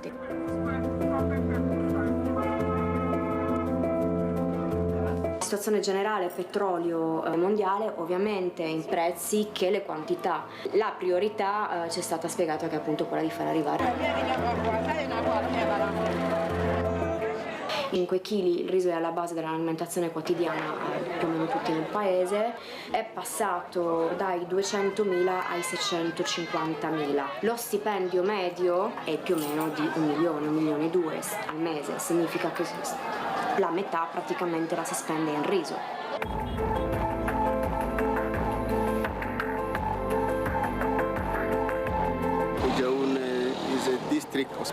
Pugeun è un ospedale di costi della benzina, ma ora i prezzi sono triplicati. I fondi restano gli stessi, ma la benzina a disposizione è poca. La fornitura di energia è il nostro primo problema nella gestione dell'ospedale. Il secondo problema riguarda invece il sistema di riferimento che sta peggiorando ogni giorno di più e non funziona come prima. Il Ministero della Salute riesce a reperire carburante sufficiente a far funzionare le ambulanze a livello nazionale solo pochi giorni, dopodiché restano tutte ferme. Queste sono le difficoltà che affrontiamo. Riceviamo pazienti in condizioni critiche, ma sono pochi, perché devono arrivare qui con i propri mezzi e da zone anche molto distanti. Immaginate una donna incinta che prende una moto o una bici per raggiungere. Questo è un problema serio. A volte lo staff ospedaliero non riceve lo stipendio. In questo ospedale... Allora ormai siamo in chiusura, Paola, come commenti e come vuoi salutarci? Un minuto Paola, prego. Commento che queste organizzazioni sono veramente il cuscinetto che salva il mondo, anche se le persone ancora non se ne rendono conto, perché tutto quello che succede nel mondo prima o poi influenzerà anche la nostra vita qui. Questa cosa già te l'ho detta, ma ci tengo a ribadirla.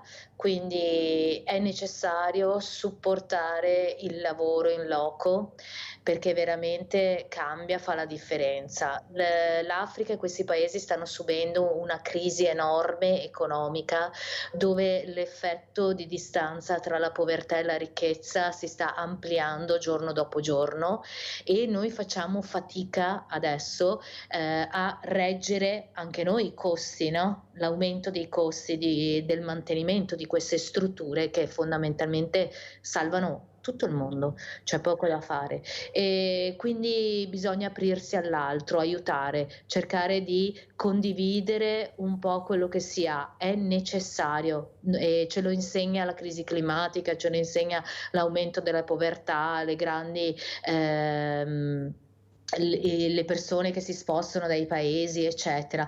Questo ce lo insegna, e io credo nei giovani, perché i giovani hanno capito questa cosa, ma hanno anche capito che si sta già attuando e si stanno muovendo per cambiare le cose. Io lo vedo ogni giorno, i giovani che vengono con noi nelle missioni sono pronti al cambiamento. E questo è molto importante. Io ti ringrazio veramente di questo collegamento. Grazie Paola Viola, Presidente Una Mano per un Sorriso for Children. A presto, mandami le foto di Villa Margherita inclusiva. Grazie Paola e veramente buon lavoro da tutti noi. Grazie, grazie. La posta di Mirella.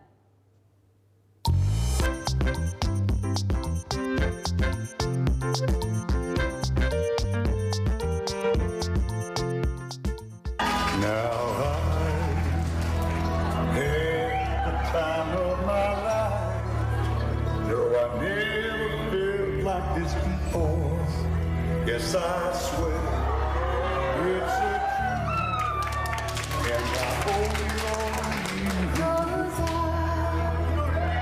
had the time of my life, and I owe it all to you.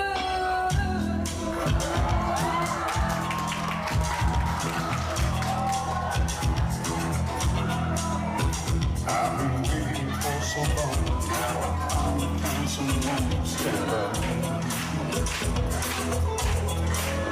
Saw the writing on the wall as we left the stand on melody. Now we're crashing in our lives. There's no way to go to the sky to believe. So we take each other's hand on the sea. I think she gets it from me.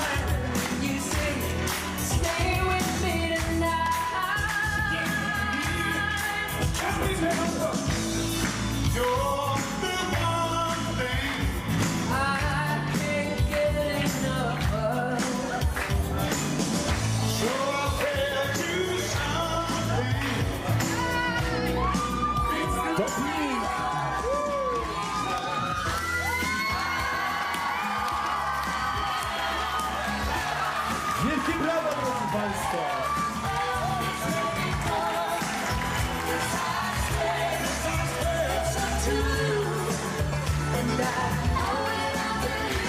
Przed Państwem Ada i Mateusz, wielkie brawa gorące, głośne!